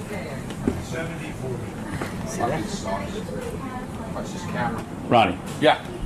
You get a special kind of kick out of when you get a rise out of John Lieberman or any of the news reporters. You know, everybody's got their guy they pounds on around here. I'm one of the guys that gets pounded on by everybody. So you know what? I like giving it back now. I like it, man. I'm pounding. No more punching bag. I'm pounding, man. You're doing the punching. I found my punching bag. And that I know how to get to him. Mm-hmm. I know how to get to him, man. Could you close that door, please? Why did this story Thank you, sir. in particular get to you? I mean, there have been far worse things reported about you than having a pace car. I just want to be left alone. Leave me alone when it comes to that. But don't you Do you think... want people following you around the fucking street? Well, of course not. But don't you think... I mean, I don't mind. I like people. I like doing the comedy shows. I like going out there and seeing everybody. But I don't need them following me around in my car. Do you get my point on that? Do you not like Do John... you get my point on that? I thought that was a rhetorical question. Do you get my point? Yes. That's all I'm asking. Yes. Do you get my point? Yes. Never mind. You're like the rest of them. But why did this story in particular really set you up? There have been far worse things. I just told you.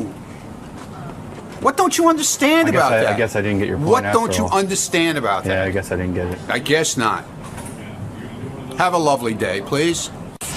All right, Robin, let's hear from John Hein. John Hein, what's on the wrap-up show right now? Scott DePace denies that he must be notified when he's being shot on camera. Yeah. Oh, everyone's got rules all of a sudden, but we're going to clear all that up. Edict in these parts. Just keep the...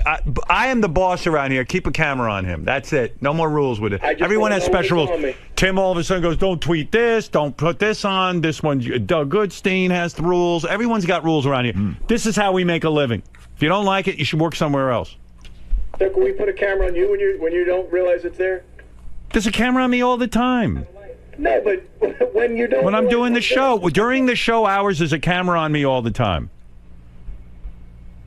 That's it. Wait, what do you... I never once said it can't be. I just want to know when it is. It's on you now. It's on you all the time. Now you know. So how can you not know? It's on you all the time. So, all right, and... Now you know. That goes for everyone, right? I could just walk up behind him with a camera. Anyone here? Sure. At any time I want. That's what we do all day. What do you think we're doing? What do you think's in the halls with Howard TV? You work for Howard TV. There's a light on and you know that it's there. This is totally hidden. What? Hidden? Get out of here. Scott, when there's a what camera, show do you work the for? studio is not lit, so whenever there's a camera on, it should be a light on. No, that's where you're wrong, Gary, because I can't... You don't see it as a camera? I can't see the monitor. All right, listen to me, Scott. I'm going to explain it again. It's so simple. There's a camera on you all the time. Now you know. I installed my own camera for that. I don't want a camera sneaking up behind me. Hold on. We work on the Howard Stern show. We have cameras on. You work for Howard TV. He's a director, not a... The direct. You ever watch the Academy Awards? They got a fucking camera on them. I'm the producer, and Lieberman's... I'm the producer. Lieberman's a news guy. Lisa's a news person. Fred does everything, and we all participate in the show. And Scott, if you do that, that means everyone else does that, and then we don't have a show. And Howard TV doesn't have a channel, and you got to go find a new job. Why are you different? Put the camera on Gary full time then? I want the camera on full time. But we're not saying put it on you full time. We're saying when something interesting is happening, like in the hallway when two people fight, there's no light. You know what? He clearly doesn't understand how he's paid. No, both of you guys don't understand. I fully understand. I've never once said no. Scott, the camera is on you during the show. That's it. Here's what it really is about. At any time. I want to see. How do I know if Gary's doing It's on all the time. Can Gary's be on all the time? Why is it about me? It's about you. We have a camera in the hallway. They run around with it all the... Gary. Here's what this is about, Howard. I'm going to tell you right now. This is what it's about, which is the stupidest thing. Sometimes when it gets late in the show, Scott slouches in his chair. Right. You're like way down low, like almost like he looks like he's falling asleep. And he does not want to be shot like that. And he's told people, don't shoot me like that. No, shoot him slouching in his chair. I want to know when he's slouching in his chair. That is not what... And the camera is now on, and it will be turned off. And you have it wrong. The camera is now on. In fact, if you look behind you, there's a cameraman. Take a look behind you. There he is. There's your cameraman. His name is Jason. Oh, it's a big fat guy. Yeah. Give me your best. The camera's now on, and it's going to be turned off in 2015 when there's no Howard TV and there's no more Howard Stern show, and then everyone will go get a new job where there's no camera. Okay, I swear to God. Don't slouch in your chair. I'm sneaking up behind everyone with a camera. I'm going to find stuff. Good. I'm going to see Go ahead. doing stuff. Good. I can't wait to see it. Howard wait. TV fans will love it. Yeah, you're going to get a lot of tape. Thank you. Gee whiz, he doesn't know the camera's on? Scott, real quick. What's Howard not understanding about your... Oh my God, fucking everything. Everything he gets wrong. It's unbelievable at this point. He doesn't understand that, you know, this is a 5-hour show, and to have a camera sneak up behind you, I'm not into. And you know what I'll do? To punish him, I'm going to clam up, and they're going to get nothing out of me. How about that? Well, explain what you're doing. I mean, right here, you're having to pay attention to monitors. You're not able to know what you're trying to say is you're not able to see. You're helping me out. You don't have the visual cue of a light coming up behind you because that light would impede you from doing your job.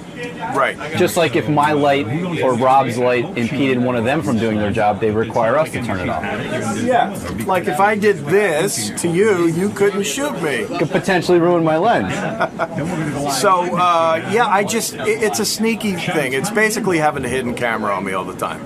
So I don't understand why it's different with Gary. Why can't he have a camera on him all the time? And let me see if something is interesting or not. So, what do you believe? I don't get it.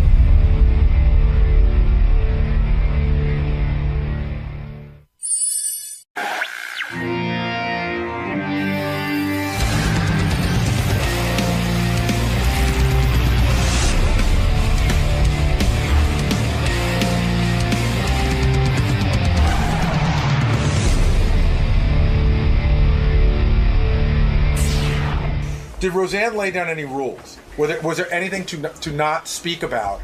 And why does she put herself in that position where, I mean, she pretty much knows going in it's going to be a boatload of fat jokes and stuff. Like, I would guess, somebody said yesterday, would Howard put any controls on it? And I said, yeah, you probably would. I didn't say this on the air, but in my mind, you wouldn't want anybody to talk about your ex-wife. You want anybody to talk about your kids. Right, right. So why is, like, there's a mindset, like Roseanne's saying, the gloves are off, man. Fucking hit me wherever you want. And I don't know why you would put yourself yeah. through, like, what is the... See, the other thing, too, is, here's the thing. You're in a better position. I think there's a part of Roseanne that does it because there's a need... To be in the limelight. Or to be, whether it's promoting a show that's coming up, you know what I mean? Like, you don't need to be there. I think everyone who does it needs to be there for a reason. I think there's a psychological mindset there that's a little weird that you should explore. Okay. Roseanne's supposed to call in just a minute or two. Yeah? Yeah, you know, they had this roast for Roseanne. I compiled a bunch of articles. These are some of the jokes. A guy named Anthony Jeselnik said, Roseanne, what does it say about you that when you accused your father of incest, there was an outpouring of sympathy for your father? That's pretty good. Amy Schumer said of Roseanne, I was surprised you were running for president. I just think a lot of people just couldn't even picture you, like, running. I thought that was good. Yeah. Seth Green said, the thing with Roseanne is she has enough money not to work, but she still does a TV show every few years to punish the rest of us. You've even had 2 reality shows, which is a lot for someone who is completely out of touch with reality. Good. Yeah. Katie Segal said, it's great to see Roseanne back in the spotlight. Technically, it's 2 spotlights, but you get the idea. A lot of fat jokes, you know. Right. Jeff Ross said, folks, in case you don't know where Hawaii is, it's just off the coast of Roseanne. And then he says to Roseanne, it means you're fat. You want to hear a few more of these? Sure. All right, Wayne Brady said, Roseanne, it's been said that you stole Sam Kinnison's style. You're fat, loud, and you died in the 90s. That's good. But Roseanne, you had to overcome a lot to make it in Hollywood, and that's why I love you. Bad marriages, mental illness, plus you look like Roseanne. Oh. You're oversized, beat up, and you reek of marijuana. You're kind of like Willie Nelson's tour bus, except people still want to ride that. I think that's real strong. Carrie Fisher said, "You're a follower of the Kabbalah. How embarrassing for you," which is a form of Jewish mysticism. You know what else would be a form of Jewish mysticism? Hollywood giving you another show. Let's see what else. Gilbert Gottfried. Tonight it's our chance to end the reign of Rozilla forever. Evidently he kept referring to her as Rozilla. Rozilla. Everyone grab your torches and lead her to the pit. She'll think it's a barbecue. Rozilla. Oh, my goodness. Let's see. What did Tom Arnold say here? A lot of these we heard already. I had Rosie's face tattooed on my chest. Believe me, it's hard for a woman to have sex with you when Roseanne is staring at her. It's even harder to masturbate. Rosie, this is true.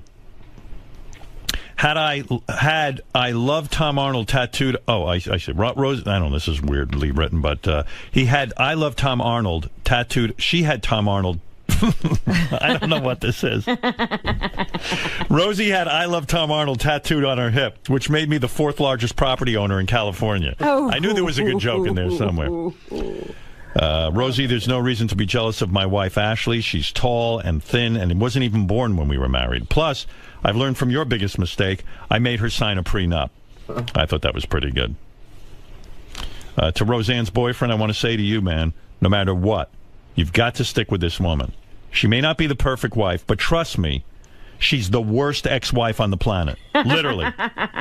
You do not want to be the guy on the couch with your date and hear how small your penis is on Saturday Night Live. And then The View, and then CNN, and then Al Jazeera. She holds a grudge.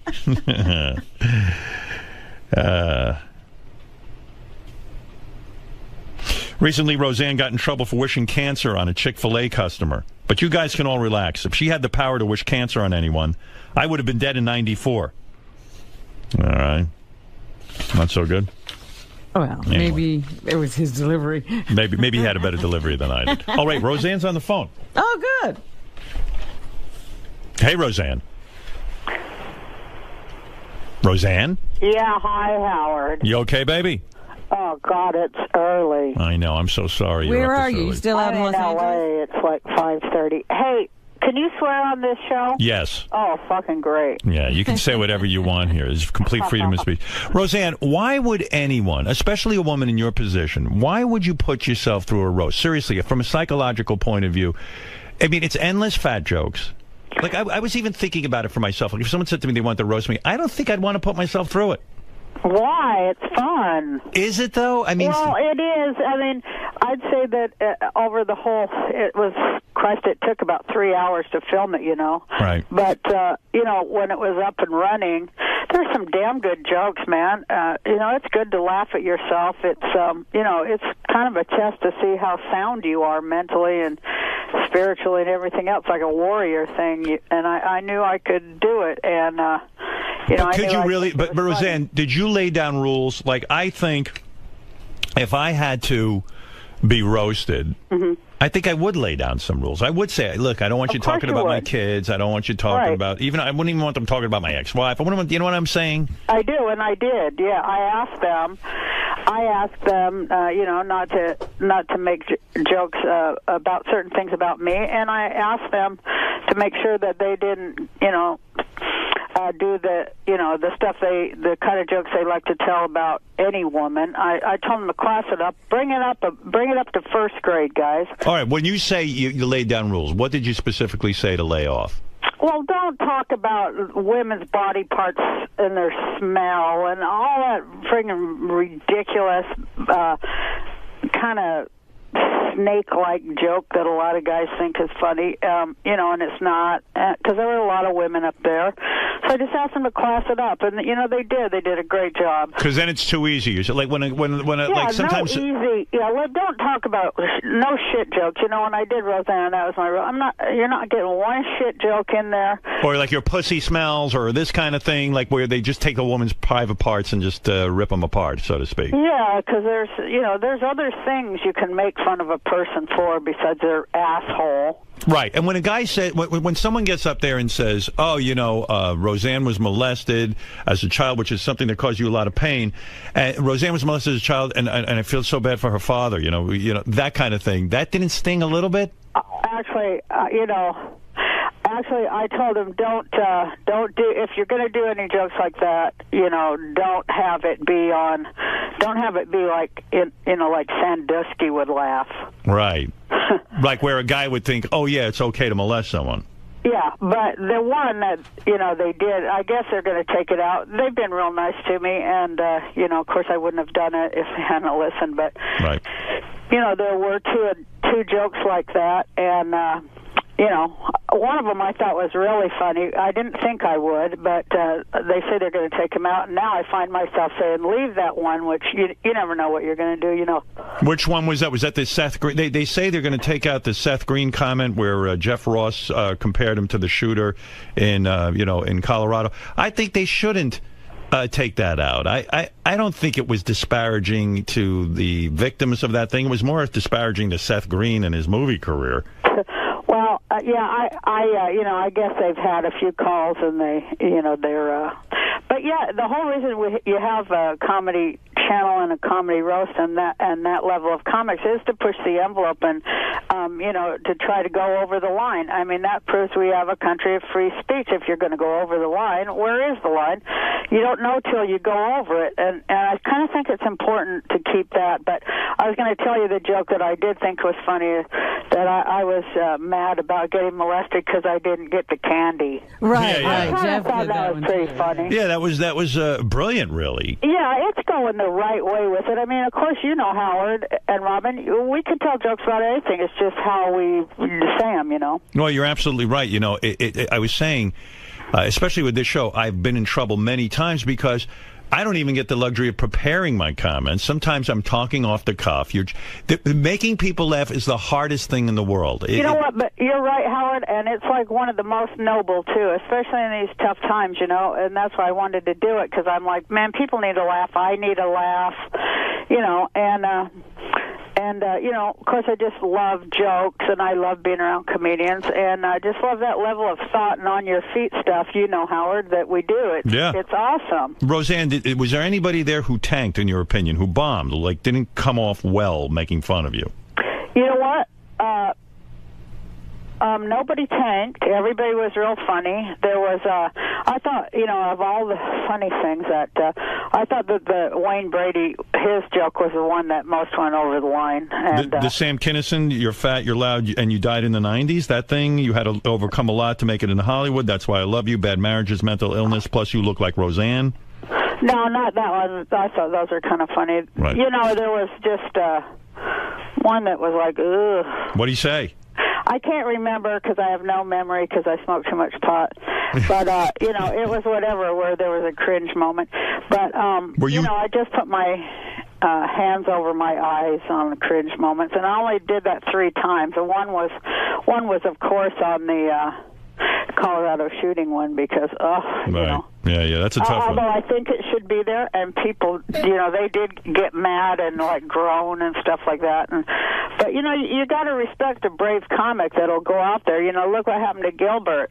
Right. We can't keep letting them take us down like that. We have freedom of speech here. Right. You're referring to Gilbert tweeted a tsunami joke after the Japanese tsunami, and he lost his job. He lost his gig and stuff. Yeah, it's a weird thing because people don't realize how hard it is to know that line. And I told this story yesterday to Jeff Ross. I said I was on Letterman right after the OJ thing went on, and before any comedian made a joke, I went on there and made an OJ reference, a joke, and Letterman really kind of blasted me for it. And then 3 days later, he was making OJ jokes. It was suddenly okay. And that always struck me as like, well, someone's got to test the waters, right? Yeah, and also I think psychically, the one that tells the first joke is the one that kind of bursts the toxic bubble that we're, once we laugh at it, right. We kind of heal it a little bit, I think, Yeah, it's a tough line. Did you recently apologize for some of your tweets? You know what? I apologize that I used the wrong word to convey a thought. It's really hard on there because you only get 140 characters, and right. I used the wrong word. I realized after. I couldn't understand why people were so angry, so I reread it about 50 times, and I was like, well, what? And then it hit me that I had used the word deserves, and it's not at all what I meant.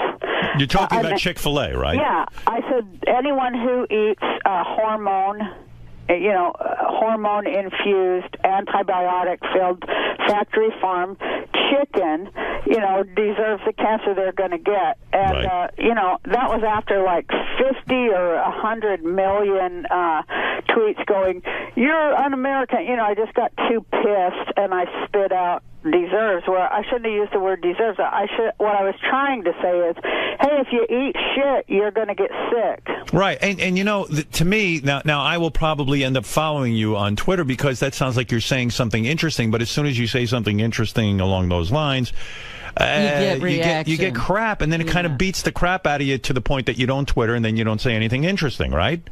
Yeah, I take a break once the idiot factor, reaches tipping point. I just walk away for a while. And with the Chick-fil-A thing, I can't believe how many people don't understand. This isn't a freedom of. No one's saying the guy from Chick-fil-A can't say what he wants to say. Well, he's trying to spin the shit, and say now that it's freedom of speech. It is certainly not about that. That's right. People in America, they can't friggin' name the shit. They can't be accurate and name the shit anymore. And then people make sure that they can't. But yeah, it's subterfuge. The guy from Chick-fil-A, what I'm saying is, because I believe people have a right to get married and gay people have to have a freedom should feel as good about themselves as anybody else.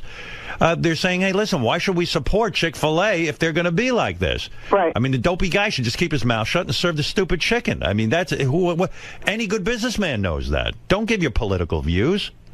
Yeah, especially when they're that extreme and they include like deporting gays. I mean, it's not just about gay marriage. He says it is, but that guy, Mr. Cathy, he gave $5 million last year to these real extreme anti-gay things that say that that gays should be deported, among other things, and that pretty much hate speech, setting them up to get attacked on the street. Where does he suggest we deport them to? The moon? I mean, he doesn't have any gay people? Where's the gay state? Here's what's the problem with a guy like that. He doesn't know any gay people. He doesn't have any gay relatives. He might even have a gay child. Well, his name's Mr. Cathy. That's what cracks me up. Yeah, Cathy. Well, maybe that's it. He's a little sensitive. Maybe he's trying to show how manly he is or something. I don't know. Now, are you still running for president? Yeah, I'm still doing it, Howard. And are you actually, in other words, when I go to vote, will I see the name Roseanne there? Well, that's what it's really all about. The reason I'm doing it, Howard, is because it's about ballot access. Now, the party that I was elected, we're on the ballot in 14 states. The point is that a party, other than this two-headed monster, this two-headed Republican monster, there should be a third party that people have a real choice, not two sides of the same coin. Like, okay, both Romney and Obama work for Wall Street. People should have a choice of a candidate who does not. And so, that isn't even on the ballot in anything but 14 states. What is the party? That's kind of what I'm trying to increase. What is the party you're with? Peace and freedom. And in other words, your point is, if I can get this peace and freedom third party on more, you get a certain amount of votes, and then automatically it gets added to the voting booth. Right. Well, my point is that people should have a socialist choice at least a conversation. It should at least be included in the conversation, since it is the thing that saved this country after the last time Wall Street fucked us. If you so when you go into the voting booth, are you going to vote for yourself, or will you vote for Obama or Romney? Well, everybody has to ask themselves big moral questions, and of course, I plan to vote for myself, because I do think that I'm the only candidate who isn't bought and sold and full of shit. And but it depends. Of course. Even though I think they're basically the same, I think Obama's better than Romney. I think that he's 2% better. Mm-hmm. What if you actually? What if something bizarre happened and you actually become president? Then this country would be on its way to prosperity and peace and freedom. If I was president, believe me, there's no way that I know exactly how to fix every problem, and I know exactly how to do it, and I do it immediately, like they did it in Iceland. Read about Iceland, Howard. They kicked out the Fed, the Federal Reserve, and their economy is booming after 3 months because there's nobody there just stealing their damn money. Well, I read that part of your platform is if you really do become president, you're going to drone attack Tom Arnold's house. What did you ask Willie Nelson to be your vice president? I did, and he accepted. He did, because the report I got was that he turned you down. No. First he turned me down, and then he accepted. And I was so happy when he accepted my campaign and everything, and then like 1 hour later he withdrew. So you still don't have a running I mate? want some of the shit he's smoking. Yeah. Do you smoke a lot of weed? Because there were a lot of references that you smoke weed. You know what, Howard? I have glaucoma, and I have medical marijuana. In California, it's legal. Do you really have glaucoma, or is that just sort of something you got your doctor to go along with? Well, it was cured, but she's still treating Yeah, right. it. Oh, she's treating it. I'm almost all but blind in my left eye now, and you know, I probably have to have surgery and all kinds of crazy stuff. My eyes are, nothing. I didn't know that. I'm sorry to hear that. Are you baked like 24 hours a day? Is it that much pot use? Oh no, I only I take about one drag in the morning, Howard. I don't do it in the afternoon or at night. Why the morning? That gets you sort of... I have to read a lot in the morning, So you're saying it really does alleviate the symptoms of glaucoma? Yeah, you have a lot of pressure in your eyes, and it does relieve it, and you can see better. But also, I just found out I also have cataracts. Christ, now I'm talking about how goddamn old I am, but I have to get my... Can you believe cataracts? It's depressing, isn't it? Oh, it's just so fucking depressing. I guess I needed a laugh, and, love being around people laughing. The audience was wonderful, and... Yeah, and talk to me about the decision. Take me through this decision, because I had Tom Arnold on my show, I'd say about 2 weeks ago, or 3 weeks ago. And by the way, Tom did a really good job being on the show. He was witty, he was funny, he got people laughing. He was talking about Arnold Schwarzenegger and his time on I'm glad people like him and think he's funny now. When we were married, everybody was saying he wasn't funny. You're right. And I was one of them. Maybe we would have got along better if we hadn't had all that pressure constantly saying, that he's not funny and all that shit, which I felt they were just coming after me anyway. But, yeah, he is funny. But did that influence you in your relationship with him? Like, when enough people keep saying he's just using Roseanne for her money, he's not funny, he's a user, he has no talent of his own, do you start to actually believe the people who are saying that? No, I never believed it because, he was, I knew he was funny. I hired him to write for me. That's how we, made a relationship. But, it did affect us like, that kind of stuff does affect couples. And, damn right it does. It made him feel real bad. And then he would get mean about it, but he directed at me. So that's what ruined it. Yeah, I've apologized to him. Go tell them. He'd go, you call them and tell them I am funny, and he'd be screaming until I did pick up the phone and go, hey, I want you to, and then he'd write down what I was supposed to say, or else, he'd just be screaming. So I go, I want you to know, and, part of me, of course, I wanted to defend him, but, it was just like, that was what my marriage was like, walking on eggshells. Anytime anybody said anything, I knew that, it was going to be emotional price to pay. Like a lot of people who have unhappy, what do you call it? Spouses, it makes your life fucking hell. Yeah, you I never even stopped to consider that. Like all of the shitty thing, and I count myself among them, and I've apologized to Tom about this, because... Well, hey, I thank you, because I'm damn glad I ain't married to that son of a bitch anymore. Yeah, right. I know. But in a way, when you saw him at the roast, was there a part of you that still loved him?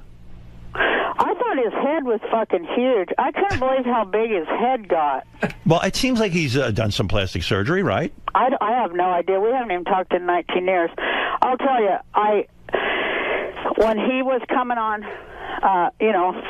first we heard that he did not want to do it, right? Yeah, well, I'm telling you, he was on my show, and I forget if we talked about it off the air or on the air. No, it was on the air. He was on the. He said something to me. If Roseanne asked me to do it, would you think I should do it? Was that it, Robin? How did it go down? It somehow came up like that, and he was saying, "Well, I don't think she wants to see me. I would do it, but I don't think she is open to it." Yeah, he asked my opinion. Yeah, go ahead, Gary. I remember because TMZ had reported that they had asked him, and I remember him saying that He wasn't sure that he wanted to do it. He thought that it was bad for his mental health, that he was like in a good place, and he wasn't sure he wanted to stir all that up again.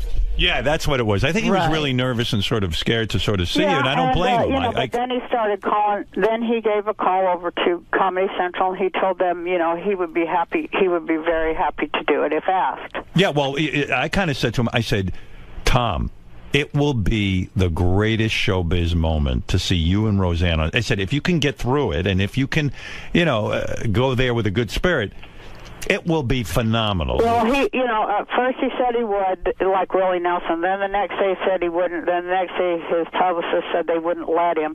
I called him, you know, and I left a message on his phone, and I said, hey, you know, you have my personal guarantee that it's not going to get ugly. None of this roast is going to be ugly and filthy. You know, I at least, you know, I have control over that, and they're very gracious. And I give you my word that nothing, you know, to harm you or make you feel horrible or ruin your career or your life or anything like that's going to happen. And it's just a good opportunity for both of us to show the world that we've moved on, and this is a brand new day. And but have you I said moved my on? heart's in the right place, and I hope you'll show up and tell some jokes. Will be great. Oh. So then the next thing, people came in my, you know. But I want to say, you know, I thought it was a good enough roast without him, but I thought, well, everybody kept asking me, so why not give the fans what they want, right? Well, your first reaction was, hey, I don't want him. He was the one guy you made a stipulation. I don't want him on the roast, right? That was your initial reaction. No, I always thought, you know, that I would ask him. Oh, you Because, did? You know, everybody wants to see that. So, I mean, my first thing is, you know, I want to entertain the audience. So you got to do what you got to do, right? What do you think that is about performers, that you'll actually put your own mental health at risk just to please the I wasn't audience? putting my mental health at risk at all. Well, seeing him again might set you off in the sense that, like, you go, oh, what the fuck? You know, I'm done with this guy. I don't want to be a part of this guy anymore. But you know what? Fuck it. It's going to be great television. I'll put myself through it. Well, I knew that. It wasn't going to, like, and I know I don't have any emotional investment in it whatsoever. So I knew it wasn't going to upset me unless, you know, he took off after me. But I knew he was smarter than that because, you know, I figured the first time when he said no, it's because he can't take the retort. And, you know, it's a harsh retort. Right. But, you know, he took it, so I thought that was brave. But afterwards, you know, I thanked him, and I said, well, onward and upward, good luck to you in your life. And, you know, it's a good thing. Also, you know, all the shit going on in our country, all this hate, I sort of thought, hey, if I can have this moment and show it, you know, maybe I'll influence other people. Get past old shit, you know, even politically, countries, maybe there can, I say in my act, or when I followed him, I said, you know, I realized that if I could bury my roiling, boiling, ceaseless hatred for Tom Arnold, there could maybe be peace in the Middle East. Yeah, no, I remember. I mean, it was such a vicious hatred in the sense that you even said, hey, he took millions of dollars of mine that I had in a box or something. I don't remember the exact story you told me. But, you know, you felt he had stolen from you. And so I guess my question was, gee, when you really go through something like that and you still kind of harbor those feelings and you finally just kind of wipe this guy out of your mind, you don't have to see him anymore, this, that, and the other thing, you kind of put that all aside to please the audience, and that's what's crazy about performers, myself included. There's sometimes I'll do stuff I don't even want to do, but I know it'll be great television or radio. Yeah, you're right there. And, you know, comics and stuff, we'll do anything for a laugh. I mean, of course, we've all embarrassed ourselves at some point, but that's just part of it. We're open people and honest. But Tom's very well off now. Do you think he should pay you back? Yeah, I do. Yep. Yeah, I know you do. I sure do. Wouldn't you? Yeah, I'm saying that's my kid's money. He definitely should pay me back. Yeah. Yeah, and like so, but somehow you put that aside, and even after the roast, it would have been awkward if you didn't go up to him and say anything. So you walked over to him. He didn't walk over to you. No, he went backstage, and I came backstage, and I just, you know, I said, I really, you know, think you were brave, and you really did great. Your jokes were good. Did he go to hug you? Did he hug you? Well, that, you know, of course he did that, but that was on the stage. I see. But when you were backstage, did he shake your hand or hug you? No, but I patted him on the lapel there, and I said, "Onward and upward, Tom. Let's roll. Let's go." There was a report that backstage he tried to steal your purse. Is that true? No, I didn't have a purse. You did not have a purse. No. You do not have to bring it. After he was done and he came off the stage, I was like, "Oh no, that was an awkward moment." And I just kind of held my hand up so he could kiss my my hand like the Pope or something. Right. But he went for the full hug, and I was like, "Oh God." That one I was a little scared of, but it was okay. There wasn't no dagger in his hand from my back or anything. So when we watch the Roast of Roseanne Sunday night at 10 o'clock on Comedy Central, we're going to see Tom hugging you. You know what you're going to see, though? You're going to fucking see so many funny comics, like with great jokes. And, Gilbert, he just put me away. Gilbert made me almost fall on the floor and pee my pants. Yeah, Gilbert is a great roaster. Yeah, he's a great comic. Yeah. He called you Rosella. Everybody was funny. He called you Rosella. Rosella was the funniest damn thing I've ever heard in my life. I couldn't get my breath. Did you wait? You know who was really funny was that new girl, Amy Schumer. Amy is really funny. She's terrific. In fact, she said of you, "I was surprised you were running for president. I just thought a lot of people couldn't picture you like running." There was a lot of those kind of jokes. But, those are funny. I didn't at any time feel that, it had gone below into the toilet level like I've seen it do before, Is it true that Sharon Stone was booked for the roast and then canceled? Well, you know what? She's doing a movie, and they moved their movie schedule, so it wasn't, she couldn't get out of the movie, so, she apologized and all that stuff. You believe she's actually doing a movie? Well, that's what we were told. I see. So there was But that's what I was telling you, Howard. There are a lot, and it's often very... She's loonier and shit. I would have had a great retort for her. Yeah. But Carrie Fisher was on there, and boy, was she funny. Yeah, everyone seemed to do a good job. Everyone, from what I'm hearing about it and reading about it, it seems like it's going to be a good night. But oftentimes, a lot of attractive women will back out. Yeah. Well, why do attractive women back out? Because they think they're afraid. They can't take it. They can't take it. Yeah, taking the retort is like the hardest thing on earth. You're absolutely right, because Sharon Stone, who is known for her great beauty, people are going to take shots at her saying your beauty is faded, and they really don't have a sense of humor about it. Well, Sharon can deliver a punchline, believe it or not, and I think she was very excited to be there. She was, but they just moved the schedule and she couldn't. So is she a good friend of yours? She's a good friend-ish. Is it true that you and John Goodman have been signed to do another sitcom together? Well, no. We did that pilot and they didn't like it. Okay. But, I suppose we could do that again anytime we wanted to, but, you have to question all that stuff. Plus, we're so damn old, but I'll tell you, the one we did, the one pilot, the week we worked together, it was just a blast. It's just a wonderful, wonderful, fun, great time. When you talk about that menopause has killed your sex drive, are you joking, or are you saying that, like, you've completely dried up and you don't have sex with your man anymore? Well, I'll do it once in a while, but I do try to get out of it. You do? Because why? Because it's just, in other words, you look at a guy now and it's like, oh, why bother? When you get old, you'll find out. I guess they got Viagra for old men, which that should be illegal. But, right. Your body it's not changes, fair. Yeah, and, you're just kind of, Christ, you're too damn tired. You dry up, right? I mean, in other words, it's hard to lubricate. Jesus, Howard. Come on, Roseanne. Let people know. Well, yes, that is part of it, but that's just a symptom of it. The real problem is that, it's just, your get up and go just gets up and goes. Well, maybe you should just save yourself for sex. Stop doing all that other stuff. Yeah, that's it. I know that's kind of what my boyfriend suggests. Does your boyfriend say to you, look, Roseanne, I have needs, and, try to do something. Do something for me. I mean, to just sort of dry up on him and not go anywhere with it. I mean, that is unfair to him, isn't it? Well, I try to be a good girlfriend. Right. Christ, it's hard, I don't know. I'd rather have pie and just like sleep and try to fix the goddamn world. If Willie Nelson isn't your running mate, who is? My running mate is Cindy Sheehan. And what is she, an actress? Cindy Sheehan, hon, remember the woman who she lost her son Casey in Iraq, and she occupied George Bush down there in Crawford, Texas. The Iraq War protester. Yes. Yeah, so she's your running mate. All right. Yeah. All right. So listen, I've got the whole story now. Let's